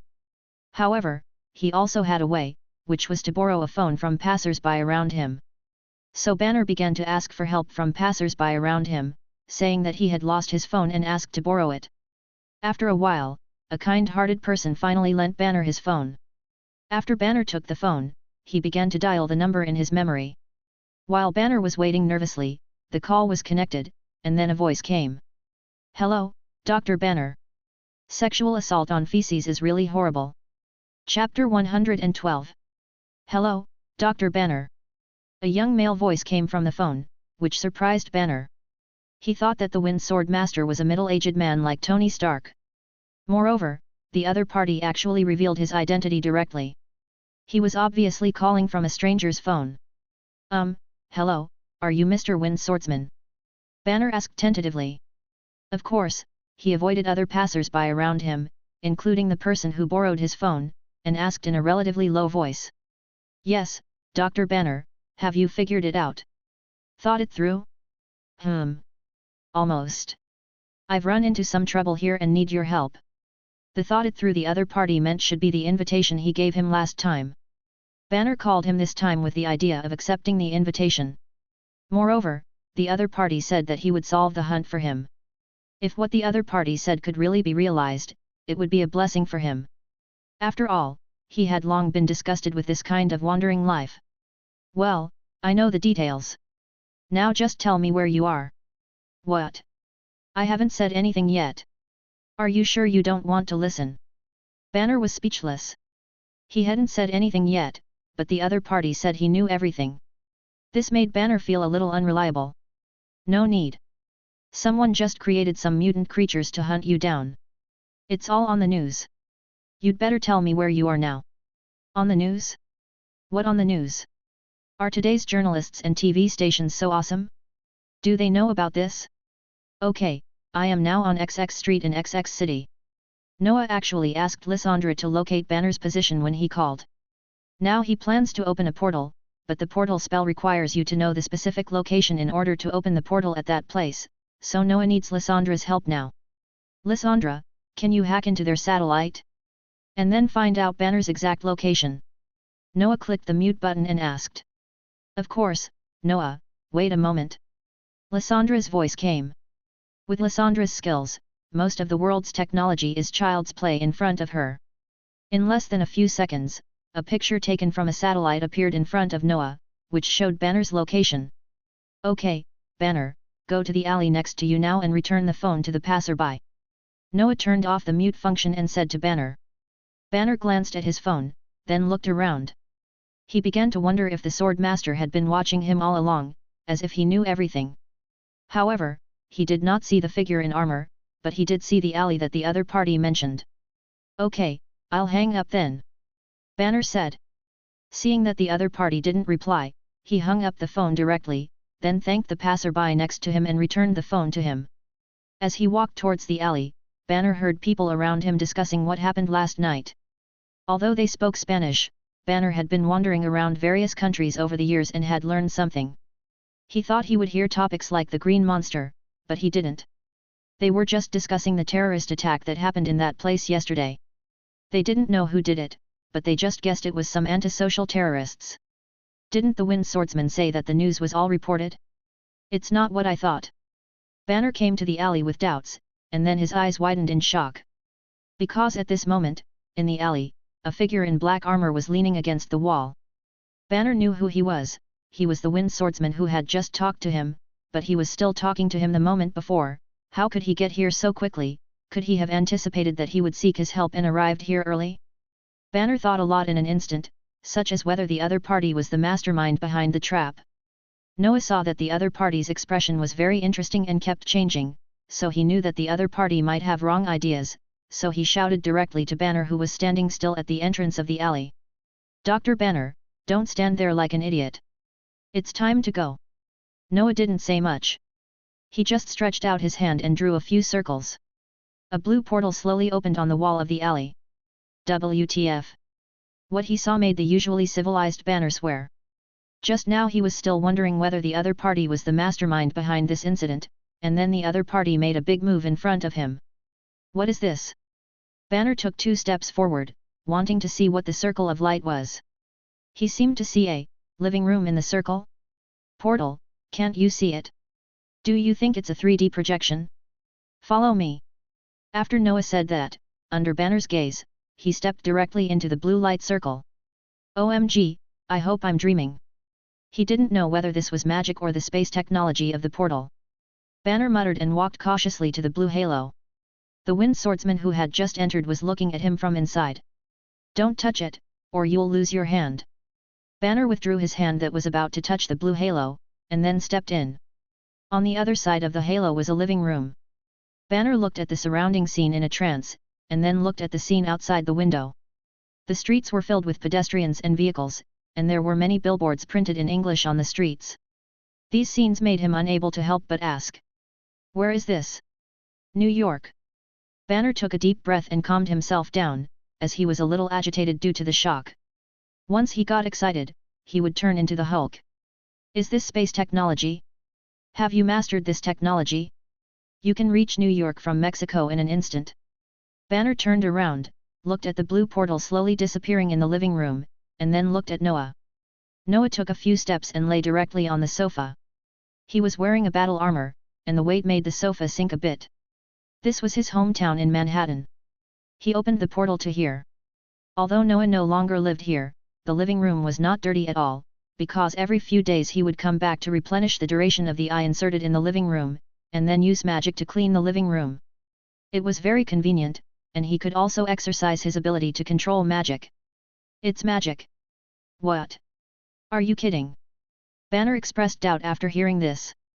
"You are wearing armor that is beyond the world's technological level, and you are talking to me about something as magical as magic? This must be an application of space technology.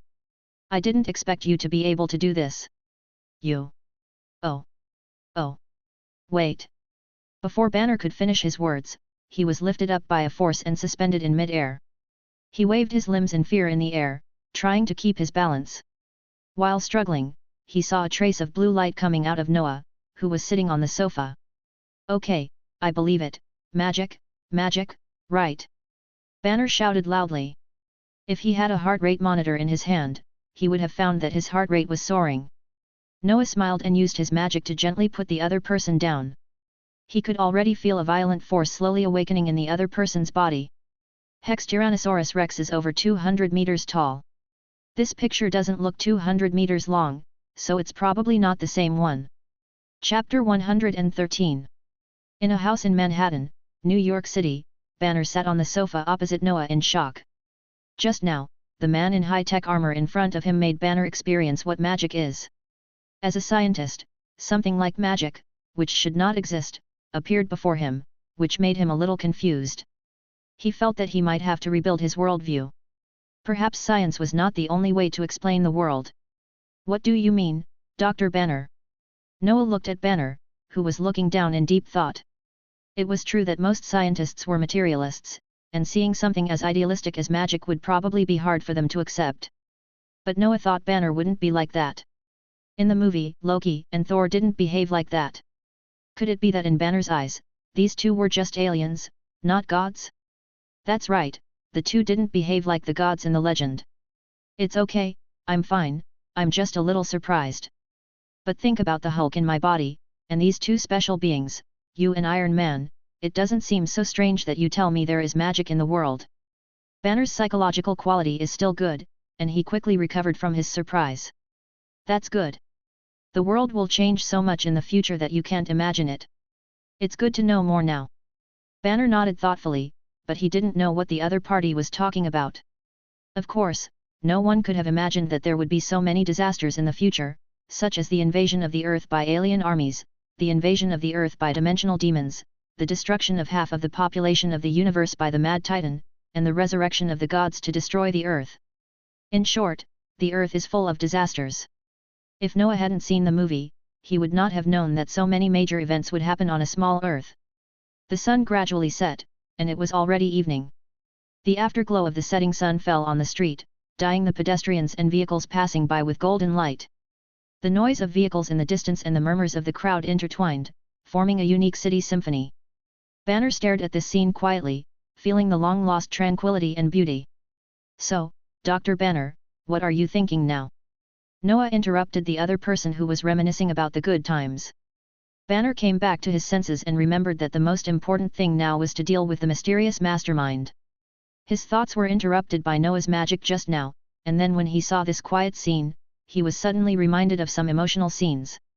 "Oh, sorry, I was distracted." Banner turned around and his expression became more serious. "Mr. Wind Swordsman, you should already know what happened last night. Someone used gamma technology similar to the Hulk in me to create some monsters to hunt me down. Yesterday, although I turned into the Hulk again and dealt with the invading enemies, I have a feeling that they will not give up easily, so I need your help, Mr. Wind Swordsman." Banner recounted what happened last night, then looked at Noah. "Okay, but you have to work for me after this is over, and like I said before, I will make sure you are no longer hunted by General Ross or anyone else. You also want to live a normal life with your girlfriend." Noah leaned forward and said to Banner. "Betty." Thinking of the girl who occupied an important position in his heart, Banner's eyes became more determined. "No problem, if you can help me solve those troubles, I have wanted to end this kind of life a long time ago." Banner said that he felt that the man in front of him might really help him end this miserable life. After all, the other party had strong scientific and technological strength and could also use the legendary magic. Moreover, the other party only needed his wisdom, and did not need him to transform into the Hulk to fight. Isn't this the life he expected? Together with Betty, he was engaged in the scientific research work he loved. Regardless, Banner thought this was an opportunity worth trying. "Okay, then come with me, I'll take you to a place." Seeing his determination, Noah felt that everything was okay. He stood up, stretched out his hand and drew a circle, and the portal opened again. This time, Banner could feel a hint of the salty smell of the ocean and a warm breeze coming from the other side. "Ocean? Where this time?" Banner caught up with Noah and stepped into the portal again. "This is an island in the Atlantic Ocean." Banner looked around. There were beaches, waves, and sunset. This was indeed an island.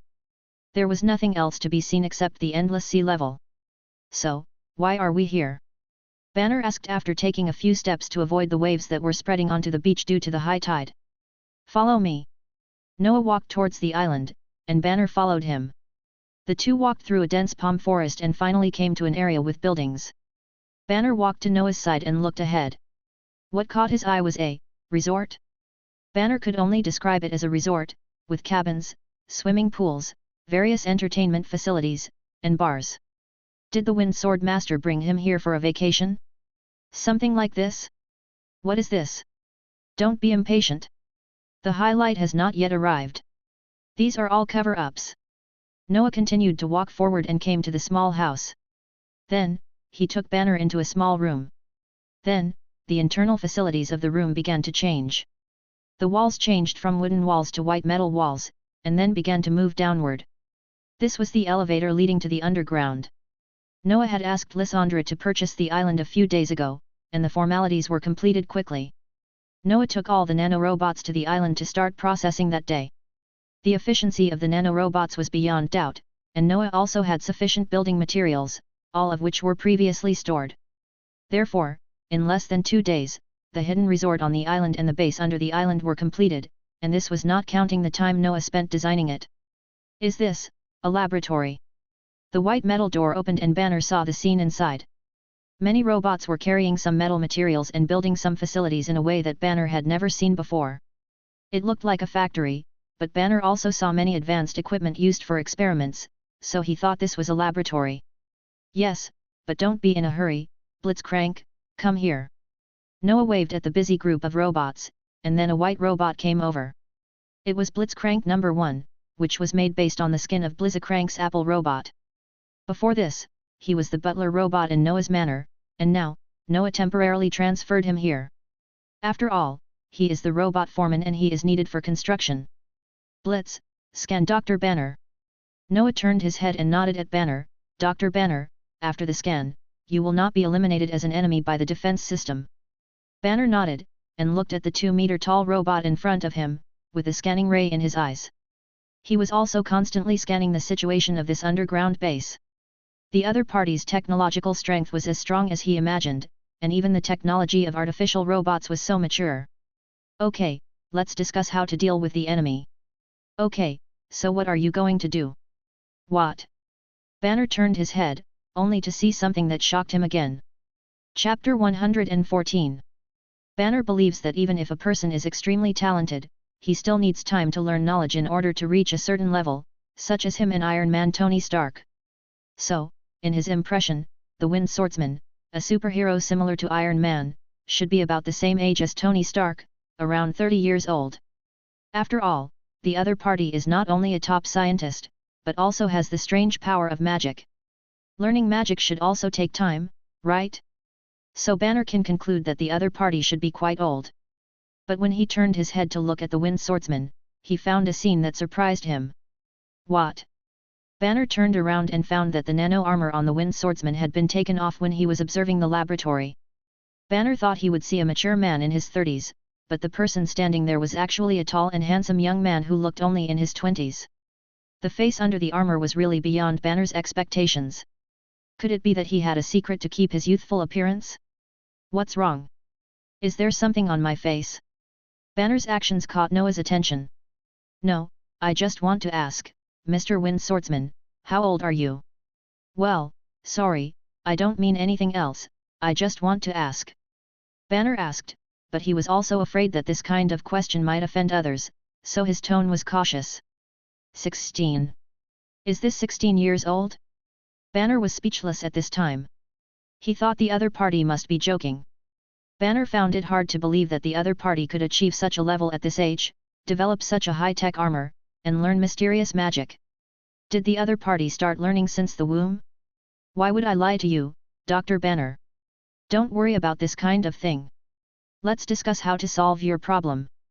Noah has seen this kind of surprising situation several times. Okay. Banner came back to his senses. Now is not the time to worry about age. There is an enemy hiding in the dark, eyeing him covetously. The most urgent task is to deal with this enemy in the dark. Noah motioned for Banner to follow him. Next, they would discuss how to find the person who created the mutant dog. This was something Noah also needed to think about. After all, although he knew the possible leader of the enemy, he didn't know where the other party was. Are you really 16 years old? Do you need me to show you my driver's license? The United States doesn't seem to have ID cards, and usually uses a driver's license. No, no need. Plan is under development. Lee, what are your plans? Dr. Banner, I saw that after he transformed into the Hulk last night, he seemed to have taken those 2 mutant creatures away. Where are the 2 monster corpses now? Noah touched his chin, thought about the plan, and then remembered the scene he had seen in the video before. Those 2 dogs made with Banner's blood might be of some use. Well, let me think, these 2 bodies seem to have been left by me in the forest of XX City in Mexico. Should we go look for them now? Banner remembered the forest when he woke up. The 2 bodies were left there by him, but they were hastily covered with leaves. Noah nodded, turned on the light screen projection, and then clicked on the satellite map. Before, when Lysandra invaded the satellite, Lysandra had already completely controlled the satellite.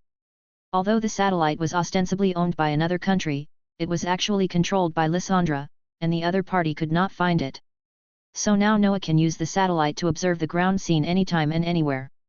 Do you still remember the approximate location? Noah jumped out of the picture of XX City in Mexico and asked Banner next to him. Probably, here. Banner thought for a moment and pointed to a forest around the city of XX. Lysandra, help me find it. Noah felt that it would be better to let Lysandra do this kind of thing. With Lysandra's ability, she should be able to implement it much faster than Noah. No problem. The screen began to jump, and in less than a second, Lysandra found the place where Banner woke up, which surprised Banner a little. Is this your artificial intelligence? Banner heard Noah call out a name, Lysandra, and then heard a female voice. This made him think of artificial intelligence. He heard that Iron Man has his own artificial intelligence, and the Wind Swordsman, who belongs to the same type as him, should also have his own artificial intelligence. Well, her name is Lysandra, Dr. Banner, let's go over there and take a look first. Do you want to come with us? Noah answered Banner's question casually and looked at the picture given by the satellite map. With the coordinates, the portal could be accurately located. Blue sparks crackled and the portal opened. Banner also planned to go together, and the two of them stepped into the portal. It was already evening, and night had fallen. The forest was pitch black, and you couldn't see your hand in front of you. In the darkness, there were sharp chirping of insects and whimpering of birds, which made people feel chilled. Noah formed seals with his hands, and several magic runes of camouflage appeared. Then a ball of light emitting dazzling white light appeared, dispelling the darkness around. The flapping sounds of many bird wings were heard above. The birds were frightened by the sudden light and fled from the branches. This is a little magic in camouflage. Noah thought it was very useful, so he learned it. In addition, he also learned many other little magics. It is always good to have many skills. Banner was no longer surprised. Although he was also curious about the principles of the other party's magic, he thought it would be better to discuss this matter later. After the light came on, Noah looked around. Several fallen trees indicated that this was indeed where Hulk had been. After a quick glance, Noah also saw the pile of leaves that Banner had mentioned that covered the body. With a wave of his hand, a gust of wind appeared out of nowhere and blew away a large piece of leaves. Two twisted and strange corpses of mutant dogs appeared in front of them. Green blood was flowing from the corpses and had seeped into the ground. Found it? Noah nodded, and Banner beside him also came over. After finding the target, the next step is to take them away and bring them back to the laboratory for research. Noah used his magic to pull up a piece of ground under the corpse. Because the blood with gamma radiation had seeped into the bottom, Noah thought it would be better to take this piece of ground away directly, otherwise there would be no earthworm monsters or the like later. Banner was startled by the noise and took a few steps back. For this magical scene, Banner could only express that he was more and more curious about the other party's magic. He wondered if the magical magic could solve the Hulk in his body. If he had the chance, he planned to ask Noah. Let's go back first. Noah turned around and walked towards the portal. Behind him was a large piece of land floating with two corpses on it. After enlarging the portal that was originally only wide enough for two people to pass through, Noah and Banner returned to the laboratory with this piece of land. Next, they would see if they could use these two corpses to find the location of the leader who was behind the scenes. Chapter 115. Are you sure nothing's going to happen? Banner asked uncertainly, looking around. At this time, Banner was no longer in Noah's Island laboratory, but returned to the forest in Mexico. However, Banner was not in the place where he woke up, but moved to another location in the forest. After all, if he stayed in one place all the time, the other party might become suspicious. Of course it's no problem, nothing will happen to you, you just need to release some gamma energy in your body, but you may have to camp here for a while. Noah stood next to the portal and took out some materials for setting up the tent and put them on the ground. Noah and Banner had previously completed a device for tracking gamma energy in the island laboratory, but perhaps because too much time had passed and the gamma energy of the two mutant monsters was a little weak, the traces of gamma energy they left behind were slowly dissipating, making it impossible to trace their source, where the mastermind was. So Noah estimated that he could let Banner continue to be the bait to attract the other party to look for Banner, so that he could get new tracking clues. Moreover, the other party's first attack failed, and next time they might send out more powerful mutant creatures, which would definitely leave larger gamma energy traces, making tracking easier. However, Noah didn't know when the other party would attack, so he needed Banner to wait here. These camping equipment were prepared for him, and he also needed his emotions to be slightly unstable to emit gamma energy and help those guys find Banner's trace. Okay, what are you going to do? Should I let the Hulk come out? Banner's tone was somewhat reluctant, because unless it was absolutely necessary, he was very reluctant to turn into the Hulk. Logically, you shouldn't need to. Try to see if you can hold it back. Noah thought for a moment and came up with a good idea. Hold on. Banner was still confused when he saw a little light in front of him. Zi.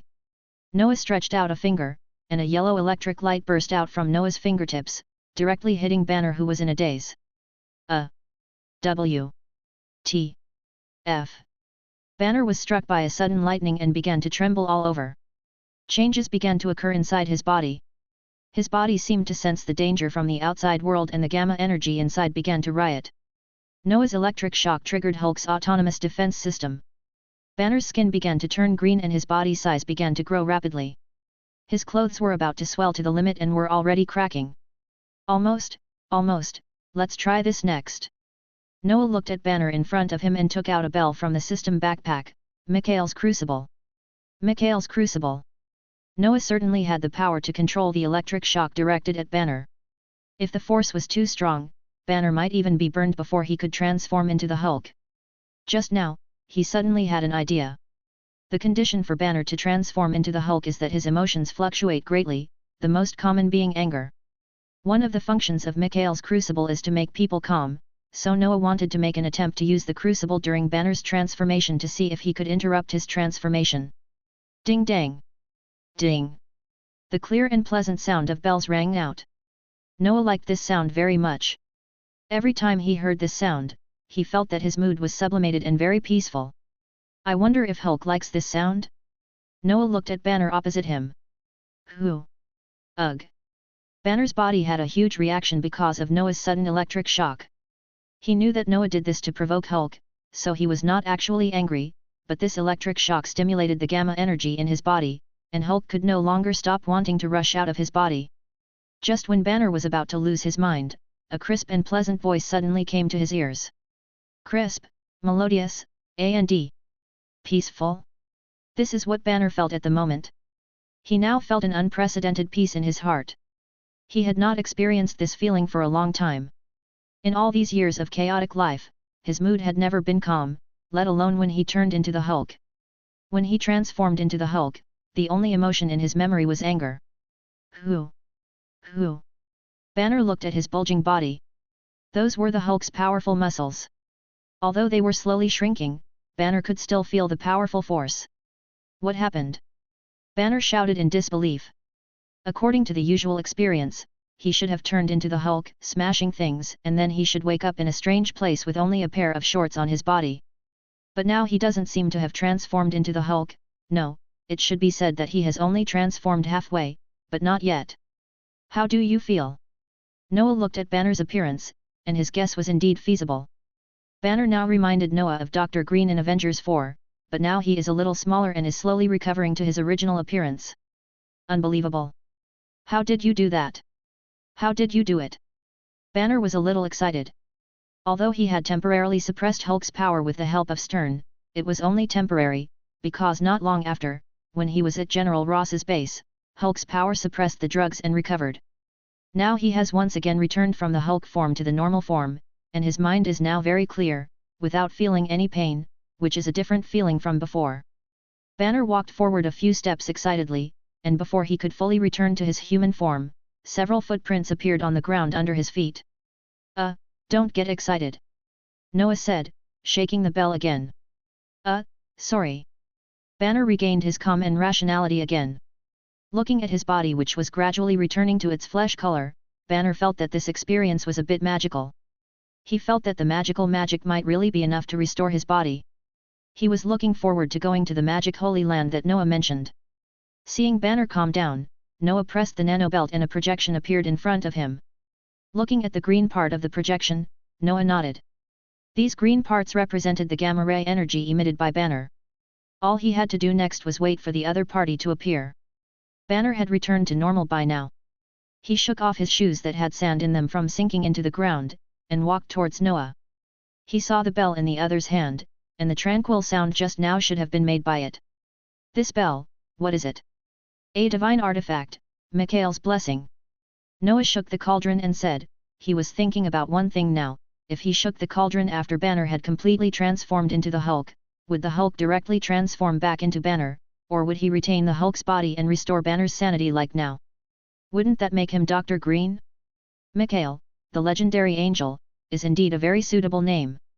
Banner touched his chest and said, then he looked at the tent that had not yet been set up on the ground.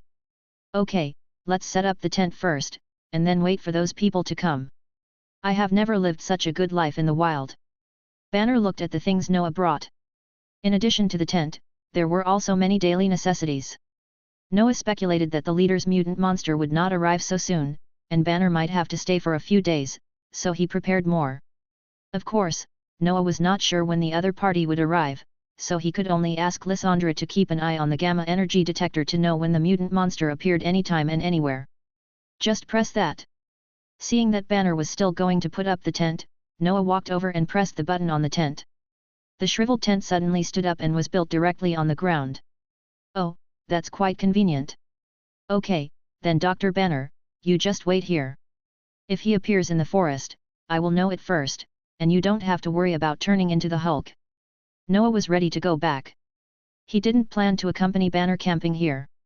Okay. Banner nodded without being pretentious, and watched the other party step into the portal. Then the portal shrank until it turned into a string of sparks and disappeared into the air. Banner rubbed his hands and prepared to light the small stove on the ground. This kind of life alone has been his normal state over the years, and he has long been accustomed to it. Chapter 116. The Swift Swordsman is a social destabilizer. He wanders over our heads every day in a dangerous high-tech battle armor, threatening our safety.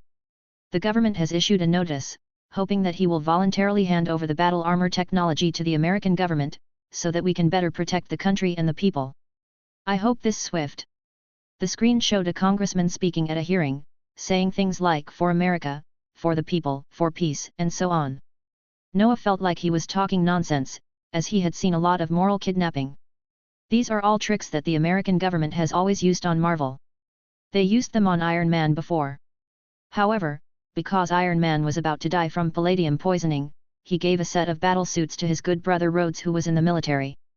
This was also a small compromise of Tony at the time. He gave the battle suit to his trusted good brother Rhodes, which not only satisfied the government's request for the battle suit, but also eased the relationship between Stark Group and the government. But Noah would not compromise. After all, he did not reveal his identity like Tony did. The other party could only condemn the Wind Swordsman on TV. Noah did not want to pay attention to them. Noah has no good feelings towards the American government in the Marvel world, because they have done so many stupid things. For example, they like to study dangerous items that they don't understand, such as the Cosmic Cube. Although it is mainly S.H.I.E.L.D. that is researching it, this is also allowed and ordered by the higher-ups. There is also the matter of forcibly launching nuclear bombs without regard for the safety of hundreds of thousands of citizens. Although this has not happened yet, it does not prevent Noah from thinking that they are stupid. These people are so annoying. Noah turned off the screen. These guys have actually held more than one hearing on the Wind Swordsman. Tony had talked to Noah about this before and asked him if he needed help. Noah refused because he didn't think it mattered. But a fly that keeps buzzing in front of you is annoying to anyone, so Noah decided to let Lysandra teach these guys a lesson. To be able to become a senator, there must be some shady things going on. Of course, if he is really honest, Noah can only let him go. Let them jump around for a while. Noah thought that when his strength and technology improve, he will be able to control the Earth, directly integrate all the countries on Earth, change it to the Earth Alliance, and then take the Earth to the universe. But that is a matter for the future. Now Noah thinks that he should make more preparations to deal with the future Thanos and the Celestials. The things happening in America can only be a small stumbling block on the road. If they are annoying, just kick them away. There is no need to pay too much attention to them. See what's happening over there with Banner. After Noah turned off the news, he switched to the interface of the gamma ray detector, which displayed the gamma radiation around Banner. His city XX and the forest were also being explored by the instrument. Well, I haven't made any move yet. How come I'm so unprofessional? Noah complained. It was daytime now, Banner had spent a night in the forest, and no strange creatures had bothered Banner. It seemed that he had to wait a little longer, since Noah didn't have to stay in the forest, and Banner was the one who suffered. However, Noah was afraid that Banner would be bored in the forest, so he gave him a cell phone that could not be monitored, so that he could chat with his girlfriend, which surprised Banner. By the way, it's time to test this guy. Noah was just thinking about when the people from the leader's side would go after Banner, and what kind of mutant monsters they would send, and then he suddenly thought of something. Speaking of monsters, there was also a monster on his side that was about to be released. Noah stood up and went directly to the underground laboratory. At this time, Noah came to the Source Project experimental area. When he walked to a computer and pressed a button, a cylindrical metal device in front of him changed. The metal was fading up and down, revealing the contents of the cylinder. A figure connected to several blue transmission tubes was floating in the open cylindrical device. Under the shadow, the general outline of the figure could be seen, and the limbs and head had the shadow of a beast. After the surrounding lights were turned on, the true face of the beast was revealed. It was Project Doomsday Warwick, the Project Beast with a long name. It's time for the beast to come out of the cage. Noah pressed a button, and the energy transmission tube connected to Warwick fell off. Warwick, who was suspended in the air, also fell to the ground, and his heavy mechanical body made a mechanical friction sound.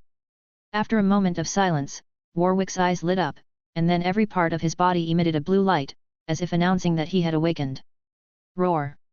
Mechanical Warwick raised his hand and looked at his glowing claws, then he let out a low growl and turned his gaze to Noah in front of him. Warwick moved his legs and walked in front of Noah, with his glowing tail swaying slightly behind him. Noah did not set up a very powerful intelligent AI for Warwick, but only equipped him with an AI similar to Blitzcrank. This level of AI is almost enough. Noah does not know how Lysandra views these AIs, whether they are the same kind or just inferior beings in her eyes, like humans looking at monkeys. Noah still cares about Lysandra's opinion, so he only creates an AI of Blitzcrank's level. Boss, do you need me to hunt for you? Warwick asked Noah in front of him in a low and hoarse voice. Boss. Noah was a little curious when he heard Warwick address him. Noah, you said before that you don't like the title of master, so let them call you B-Boss. Lysandra came behind Noah and said. Okay, that sounds good. Noah turned around. Today, Lysandra was wearing loose home sportswear. This kind of clothes was more comfortable to wear, and Noah himself liked to wear it too. The clothes he was wearing were the same style as Lysandra, and they were all made by the great tailor Miss Gwen. Noah is going to test Project Warwick today. Ever since he got its data, Noah has started to create a mechanical beast named Warwick. In the past few days, he finally completed it, and now, Noah plans to test Warwick's abilities. Noah plans to let Warwick go to the forest where Banner is and lurk there. When the mutant monsters arrive, he will let Warwick deal with them and test its performance at the same time. By the way, we have to set Banner's data, so that he won't be killed later. Noah was going to set Banner's data for Warwick, as well as the data of those mutant monsters. He also had 2 monster corpses that he could use. While Noah was testing Warwick in the laboratory, their closest target, the leader, was arguing with General Ross in a factory near the New Mexico military district. To be precise, General Ross was roaring unilaterally, and his neck turned red. Why? Why don't you go hunt down Banner now? General Ross was somewhat dissatisfied with the other party. He had obviously found Banner, so why didn't he send those monsters to hunt him down? If Banner wasn't in another country now, he would have driven planes and tanks there long ago. At this time, the two were in an aisle high up in the factory. The aisle connected the 2 ends of the factory and was surrounded by iron railings on both sides. General Ross's voice was loud and echoed in the empty factory. Don't be anxious, General Ross, you have been fighting with Hulk for so many years, you should be clear about his strength. If you are not fully prepared in the future, it will be a waste of time and may even alert the enemy. The leader said calmly with his huge head. Then when are you going to take action? General Ross also calmed down. Recently, because of the Hulk incident, his emotions have often been unstable and he has been prone to losing his temper. Papa. The leader did not answer, but smiled and clapped his hands.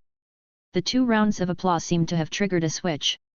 The lights in the factory under their feet lit up at this moment. This surprised Ross. Voice-controlled lights? His voice was so loud before, but it didn't trigger the lights below? General Ross walked to the railing with doubt and looked down in confusion.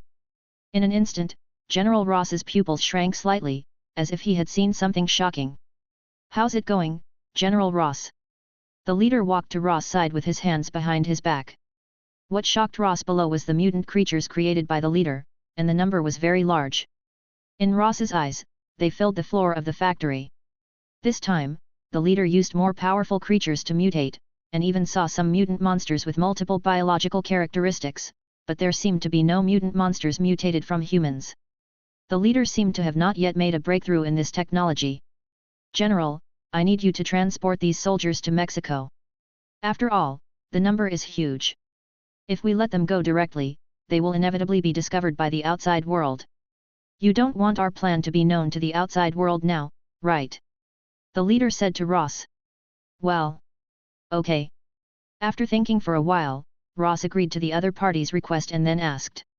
When can your technology be used on soldiers? Hehe, don't be impatient, it's almost there, almost there. The leader's expression seemed somewhat sinister and terrifying against the backdrop of his big head. Chapter 117. In the Mexican city of XX, in the ruins created by the battle between the Hulk and the mutant dog, a cordon has been set up around the area, and civilians are not allowed to approach. The surrounding radiation warning signs also warn of the danger of this area. Many staff members wearing protective clothing are holding detection instruments in their hands, searching the ruins for possible undiscovered dangerous objects contaminated with radiation. When Hulk transforms, he usually does not cause such pollution. The main reason for this scene is the two mutant dogs. At that time, the two dogs had a fight with Hulk, and blood and saliva splashed everywhere under Hulk's fists. These liquids contain strong gamma radiation, which will cause serious harm to the environment and human body. The SHIELD agents discovered this incident after they had cordoned off the scene, and quickly called for a batch of protective clothing and detection equipment to be sent to the scene. The agents who had previously entered the ruins were also placed under emergency quarantine and would only be released after being tested to be in good health. Now, researchers from SHIELD are extracting and testing blood samples remaining in the ruins, trying to find out the owner of the blood through experimental tests. Outside the cordon, several agents who were not wearing protective clothing were standing next to the warning sign. They were wearing black suits and black sunglasses, and looked like they were not easy to deal with. Many people who were far away from the blockade area were paying attention to this place, and many of them were taking pictures of this scene with their mobile phones. The agents did not stop them. After all, they had already blocked a street and could not completely block the surrounding area. Yes, there are a lot of contaminated objects left in this area. According to the researchers' detection, these contaminated objects contain high concentrations of gamma radiation. An agent in a suit standing next to a warning sign, holding a mobile phone in his hand, was reporting the mission status to his superior. Okay, I'll pay attention. After a while, the agent put away the phone. He had finished his report and then started bragging and chatting with several agents. Inside SHIELD, the hard-working Carlson was not sent to other places to perform missions this time. He was looking at the document records in his hands. Boss, I think you should take a look at this. An agent came up to Carlson, holding several stacked documents in his hand, and placed the documents on the table in front of Carlson. Good afternoon, Ward. Carlson greeted the visitor with a smile, then picked up the information the other party brought. This is the information sent from the branch. Agent Ward said on the side. Carlson was looking through the documents, and his expression became more serious as he flipped through the pages. Gamma rays, could it be that big guy? Carlson looked at the information and suddenly thought of the big green guy. They started investigating Banner a long time ago, but due to General Ross, they just didn't directly investigate Banner. Before Banner was captured by General Ross, they had always known Banner's location, but after Banner escaped from General Ross's military base again, they also lost the information about Banner's location for a short time. Nick Fury also ordered to find Banner's whereabouts as soon as possible. After all, he was also one of the dangerous factors that SHIELD focused on. Agent Ward, you can go about your business. I need to report some things to the director. Carlson sorted out the information and said to the team member next to him. Okay, boss. Ward nodded and left. Seeing the other party leave, Carlson turned and went to Nick Fury's office. Nick Fury said that all the information about important characters should be reported to him. Carlson speculated that this information was related to Hulk, so he planned to report the matter to Nick Fury. Cow. Chief, it's me, Carlson.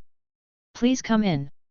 As for our protagonist, since there were no other energy traces on the detector except Banner's own gamma energy, Noah did not stay in front of the detector all the time. If the target appeared, Lysandra would naturally remind him. Noah has sent his latest invention, Project Warwick, to the forest where Banner is located and has been lurking there. Once a mutant monster appears, Warwick will start hunting and kill the prey that appears in its eyes. Noah also hopes to test Warwick's abilities through this experiment. He has integrated a lot of technology into Warwick. In addition to the original source plan, he has also added magic power and hextech technology. And now, while Noah was waiting for the message from the detector, he was tinkering with a new thing, a big one, under the island experimental base.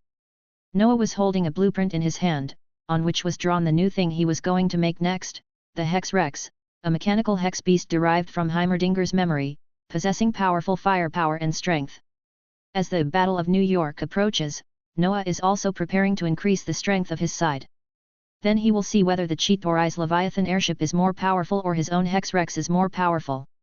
The underground base of the island has been expanded a lot by Noah so that those huge things can be manufactured. In the empty laboratory, Blitzcrank is carrying materials with many nanorobots and sending them to the middle of the laboratory. These are materials prepared for Hex Rex. For Noah, the Hex Rex project is already a completed blueprint. Noah only needs to build the product according to the blueprint given by Heimerdinger, but Noah also wants to add some things to it, so the blueprint needs to be modified. Time passed slowly, and night fell. In the area known as the Golden Triangle, it was a land of crime, where drug lords and warlords gathered because the area had been rich in opium and other drugs for a long time. It was the world's main drug-producing area, making the Golden Triangle famous all over the world. What? In the stronghold of a major drug lord, as the last scream rang out, there was no sign of any living person in the entire stronghold, except, of course, for a man in black armor. The quality of the souls here is quite good. Noah used the dark seal in his hand to suck the soul of the last mission target dry, and said with some surprise in his tone. He recently felt that Hell's Kitchen had attracted a lot of attention because he had absorbed a lot of people with the dark seal, so Noah planned to change to another area to perform the mission, and finally to a place where there were many evil people and no one would care no matter how many people died. Then he thought of the Golden Triangle, the area famous for crime. He asked Lysandra to search for a drug lord stronghold that was relatively close to him. After accepting the refreshed mission, he directly launched a fire coverage in the air. Various missiles and lasers directly razed the stronghold under his feet to the ground, and then used the dark seal to absorb their souls. To Noah's surprise, after absorbing the souls of some people here, Noah actually brought more power to him than ordinary souls. Noah didn't know the specific reason. Was it because the other party had done so many bad things and their souls were deeply sinful? This felt a bit idealistic, and Noah didn't understand much about the soul realm. Although the missions here are also sea-level missions, the rewards are richer than those gangster-type missions in Hell's Kitchen. This is the result Noah came to after completing the mission settlement. Sea-level mission, 200 points, this is probably the highest reward for a sea-level mission. After all, the criminals in the Golden Triangle have more sufficient firepower. Noah saw many heavy weapons in the ruins, but due to Noah's aerial bombardment, they didn't even have time to use them and went straight to hell. Noah was about to destroy everything in the camp when he heard Lysandra's voice. Noah, the detector has detected the presence of a target. Chapter 118. Here I come, what's going on now? In the island laboratory, a blue portal opened, and Noah walked out of the portal wearing armor. The armor faded away as he walked, and the nanomatter flowed into the container box in the middle of the belt. The portal behind him slowly shrank and disappeared after Noah's entire body appeared. Noah was just doing his daily tasks in the Golden Triangle area of Southeast Asia when he received a message from Lysandra that the gamma energy detector he and Banner had made had a response, so Noah directly opened the portal and returned to the island base. Walking to the detector built by Noah and Banner, Noah looked at the detector screen, which showed a radar scan.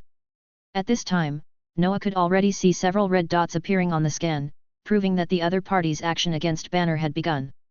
Noah was now observing the scan of the forest area near XX City and Banner. After the matter was resolved and Banner, who was camping in the forest, returned here, they would observe the gamma energy traces left by these things to find the other party's lair. Just these 4.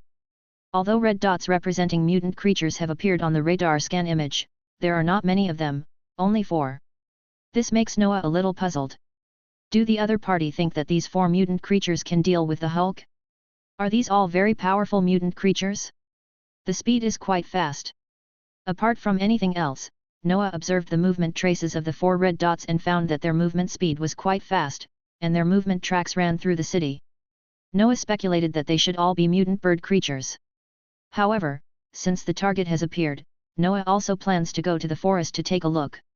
It is not that Noah does not trust Warwick's strength. It is not a problem for Warwick to deal with these 4 bird mutants. After all, Warwick is not a walking wolf. When he created Warwick, he had added the flying function to Warwick. Now Warwick can also fight in the sky. Noah went there to see Warwick's battle scene and collect battle data for future enhancements. Banner was also at the scene, so he could send him back first to prevent him from becoming emotionally unstable and turning into the Hulk. For Noah, it didn't matter if the Hulk showed up or not, but the other party didn't like turning into the Hulk, so Noah opened the door and let him leave the scene. Just as Noah was about to turn around and open the portal, he suddenly caught a glimpse of new changes on the radar scan image, which made him stop and turn his gaze back to the scan image. The scan map originally had only 4 scattered red dots, but a relatively large red dot began to appear at the edge of the forest. Could it be a large mutant creature? No, after Noah carefully observed it, he found that it was not a large creature, but a huge red dot caused by a group of mutant creatures gathered together. Moreover, after this group of monsters appeared, more red dots appeared on the map one after another, moving towards where Banner was. So the main force is behind us. This is quite interesting. The mission should be worth a B now. Noah looked at the red dots all over the screen and was not surprised but happy, because to him, these were all missions in the essence. Because mutant creatures might come looking for Banner at any time in the next few days, Noah planned to leave the daily mission count until the last minute to accept it, in case the mutant creatures appear after he finishes the mission in advance and he has no mission count left, which would make him miserable.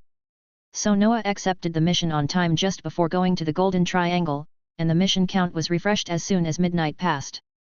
Now that these mutant creatures happened to appear, Noah estimated that he should be able to refresh the B-level tasks this time. After all, these things are not those gangsters and criminal groups, but an army of mutant creatures. Without further ado, Noah waved his hand to open the portal and prepared to go to the forest to refresh the task list. Before leaving, Noah suddenly thought of something and waved his hand to open a new portal to the manor. A wave of magic power came out of his body. After a few seconds, a stream of purple light passed through the portal and rushed towards Noah. The death cap of the destroyer, although it is now Noah's family pet and mascot, its true appearance is a powerful magical artifact. Noah now plans to take it to participate in the battle. If it stays at home all the time and does not go out to stretch its muscles, Noah is afraid that the cap will really become a mascot. Noah held the magic hat that was surrounding him, and the big cracked mouth kept emitting blue magic breath. "Come on, Mau Mau, I'll take you to fight the little monsters." Noah pressed the button on the side of his belt, and the Black Origin Project armor covered his entire body again. He walked towards the portal that had been open for a while. Banner on the opposite side of the door had already poked his head over here because he found that the portal had been open but no one had come out. Just when Banner was about to walk to the side of the portal to see what was going on, a purple flash rushed out from the other side of the portal and brushed past Banner, scaring him so much that he almost fell because he lost his balance. After Banner stood firm, he looked up to see what had just come out of the portal. Unexpectedly, when he looked up, a big mouth with blue light appeared in front of him. "Ha!" A roar came out from the big blue mouth, along with blue magic halos stretching out. "Shit!" Banner looked up and was shocked by the scene in front of him. He took a few steps back. "Hat, stop making trouble. He can't stand being scared." Noah walked out of the portal and saw the magic hat playing a prank. He smiled and scolded it. The magic hat circled around Banner, looked at the stranger, and then returned to Noah. Banner saw this scene, touched his chest and gasped. He was so scared that the Hulk almost jumped out. After calming down, Banner saw clearly what the thing that scared him just now was. It was a purple hat floating in the air, a big mouth opened on the brim of the hat, and a blue halo was emitted from it. This is a magical item. Banner looked at the other party's unscientific appearance and felt a little curious, but now he wanted to know more about Noah's purpose. "Noah, why are you here? Did the detector find the target?" Banner asked directly. "You guessed right. The creator of the mutant creatures has started to act again, and this time there are a lot of them. It seems that he intends to take you and Hulk down in one fell swoop," Noah said. While the two were talking, somewhere in the forest, a blue laser shot up into the sky from high above the forest, attracting the attention of the two. Then there was a sound of a heavy object falling to the ground, as if something had been shot down. "What is that?" Banner asked in surprise. "Laser weapons? When did Noah deploy them?" "I'm coming. Let me take you back first, Dr. Banner." Noah looked towards the place where the sound came from. He saw the appearance of the falling object, a green mutant bird, much larger than a normal bird. At this time, there was a big hole in its chest pierced by a laser, and it was struggling on the ground. Noah knew that these were the red dots he had initially seen on the radar scan, indicating that other mutants were approaching. And the blue laser was fired by Warwick, who Noah had sent to ambush in the forest. Warwick had detected the appearance of the target and had already started hunting mode. The battle is about to begin, and Dr. Banner has no reason to stay here. Although the mutant creature's target is Banner, if Banner disappears, they may not come because they have lost their target. However, Banner was just frightened by the magic hat and emitted some of the Hulk's gamma energy, which just happens to be the target to attract those mutant creatures. Noah opened the portal, intending to let Banner return to the island base to wait, but Banner did not move. Instead, he stood there, his face changing constantly, and then he showed a determined expression. "Lee, you just said there are a lot of mutant creatures. Do you need my help?" Chapter 119. Do you need my help? Banner took the initiative to ask this question. Noah was a little confused, because Banner should be more resistant to becoming the Hulk during this period, and generally would not choose to transform himself unless he had no choice. In the Avengers period, because there were more and more powerful enemies, Banner turned into the Hulk more and more times, and then Banner gradually accepted the Hulk.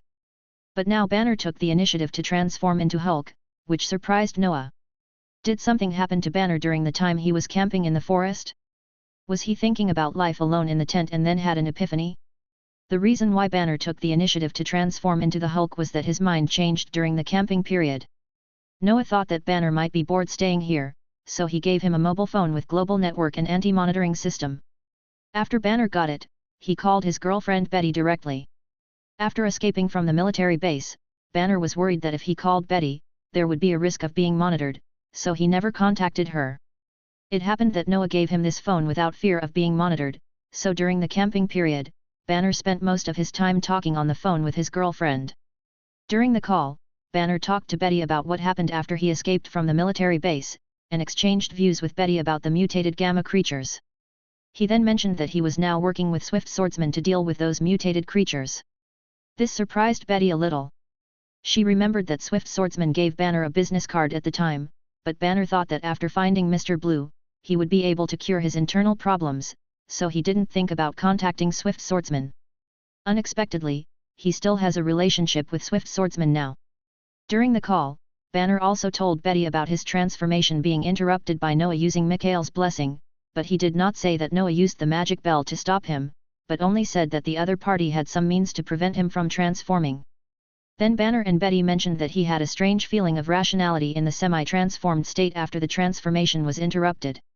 In the past, after Banner transformed into the Hulk, his sanity went offline, as if it was squeezed out by something else. After returning to human form, he did not have complete memories of the Hulk form, only sporadic memory fragments. After Noah used Mikhail's blessing to interrupt the transformation, Banner's sanity was forced back online. For the first time, he experienced turning into the Hulk while still having sanity. Although it was not a complete form, this experience gave Banner a new understanding of the power in his body. In fact, Betty has always believed that Hulk and Banner are the same person, because after seeing Hulk for the second time, Betty believed that Hulk had Banner's memories. She also mentioned this matter to Banner at the time, but Banner was not interested in discussing it. He just wanted to get rid of the Hulk in his body as soon as possible and didn't want to do anything else. So, under Betty's persuasion, and with Noah's magical power, Banner suddenly had an idea in his mind: maybe he really shouldn't regard Hulk as a disease? And now, Banner is planning to make a new attempt.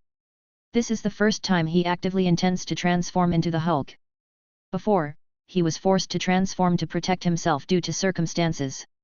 2 more lasers shot out from the sky above the forest, and then a figure with a blue light leaped into the air. Several sounds of flesh and blood being torn reached Noah's ears. "If you don't mind, I have no objection." Since Banner chose to take the initiative to join the war, Noah had no objection. He has now opened the task panel, ready to see if there are any B-level tasks. When Noah pressed the refresh task button, as he expected, the task list was refreshed with 3 tasks, 2 C-level tasks and 1 B-level task. C-level mission, Hunting Beast XX. C-level mission, Hunting Beast XXX. B-level mission, a large wave of mutant creatures is about to attack. Summoners, please resist this wave of attacks. Received successfully. Noah ignored the two strange-looking C-level tasks and directly accepted the only B-level task. Resist? I choose to annihilate. Dr. Banner, get ready, they're coming. In Noah's perception, a large group of mutant creatures had entered the forest and began to rush towards their location. Some smaller mutant creatures advanced rapidly, using the forest terrain to leap between trees, while those larger mutant creatures, which were obviously powerful, directly knocked down the trees and rushed along the way unhindered. Okay. Banner swallowed. He had heard the sound coming from not far away, but it was also his first time to transform on his own initiative, and now he didn't know what to do. The sound was getting closer and closer, the first batch of mutant creatures were about to arrive, and more than a dozen green figures were jumping forward between the tree trunks. These figures were all mutated versions of the same creature, and from their appearance, they seemed to be wildcats. After the mutation, the wildcat suddenly grew to 2 or 3 meters in length. All its hair faded, revealing its mutated green skin. Without the cover of hair, its body muscles were coiled and growing in an irregular shape. Its limbs also became more strangely slender. Its sharp claws could easily cut off branches as thick as arms when it leaped through the woods. In their path, a deadly killer is hiding in the dense tree canopy, waiting for prey to come into his hunting range. A mutant cat leaped onto the trunk of a towering ancient tree. Its sharp claws directly embedded into the hard wood, as easy as inserting chopsticks into tofu. After the cat put its hind legs firmly on the ground, it exerted force again, intending to leap to another big tree more than 10 meters away. SHH. Just as the strange cat leaped into the air, a black figure with a hint of red light shot out from the treetops like a sharp arrow, directly knocking the strange cat in the air to the ground.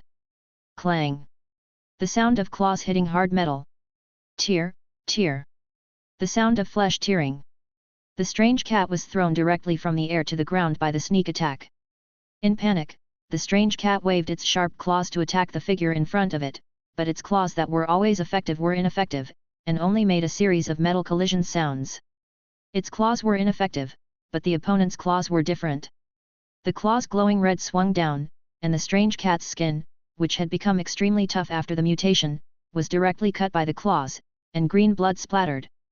The strange cat let out a sharp scream from the pain, but as if jealous of the figure riding on it, its red claws began to fall again, constantly tearing the flesh and blood of the strange cat, drawing red streaks in the air. Within a second, the pair of red claws fell and rose countless times, and the upper body of the mutant cat was chopped into a pool of green stinky stuff, while the lower body was still twitching. The other strange cats stopped moving and hung on the trees when their companions were knocked down.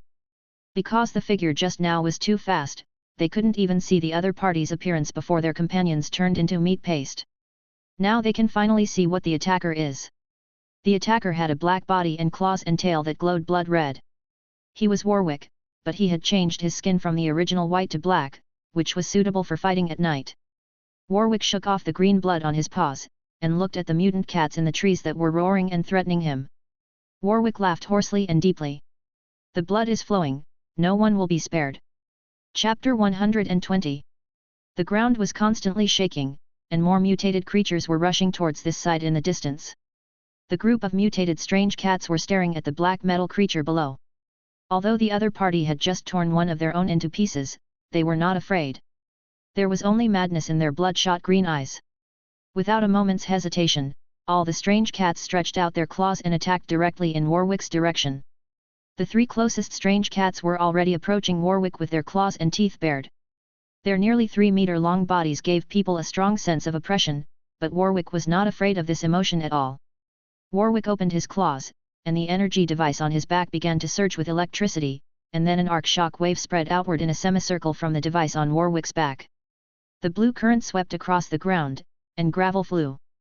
The three strange cats that attacked first were directly hit by this energy, and the violent current bombarded them directly.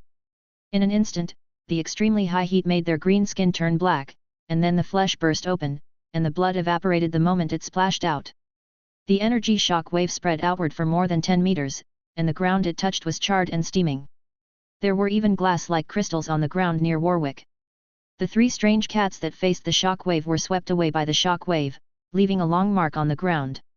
At this time, the bodies of the three strange cats were charred and hard, and they were twice as small as before, as if the water in their bodies had evaporated. Those mutant cats that were farther away at the beginning did not suffer full damage like the three unlucky cats. However, even if they were only hit a little by the shock wave, it would not be pleasant.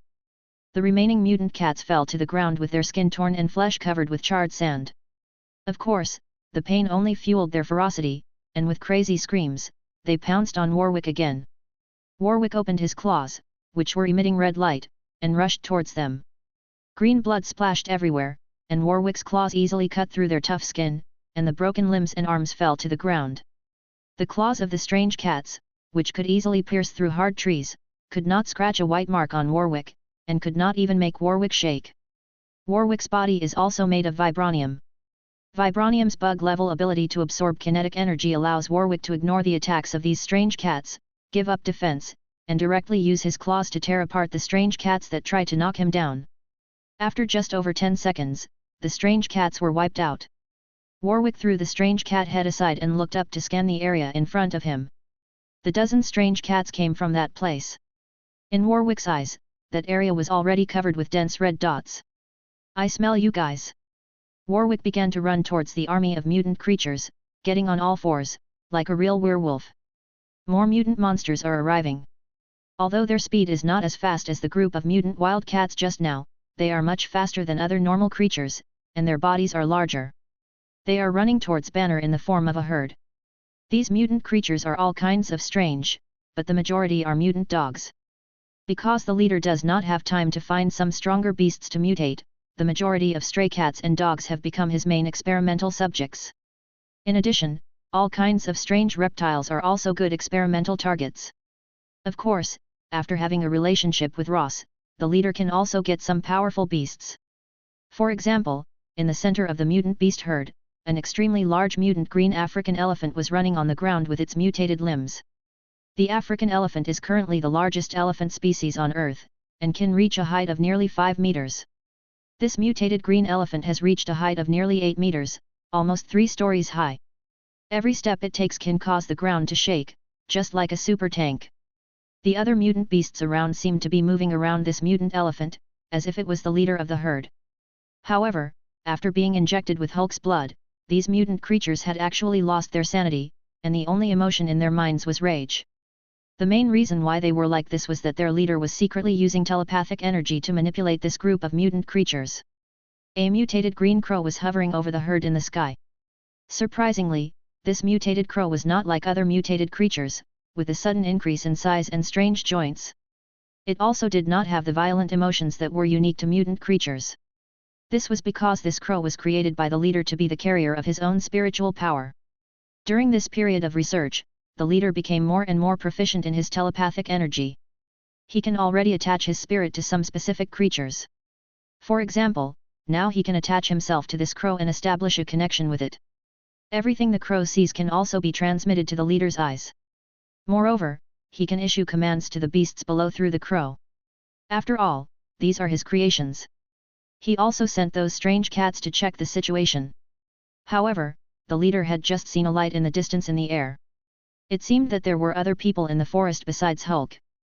However, no matter who it was, the leader believed that no one could resist his army of mutants. Moreover, in addition to the mutants under him, there was another wave of mutants approaching from the other side of the forest. These were mutants transported here by General Ross in another way. "Hey? What is this?" The mutant crow rolled its eyes and looked downward. Not far in front of the herd, a black figure was approaching the herd.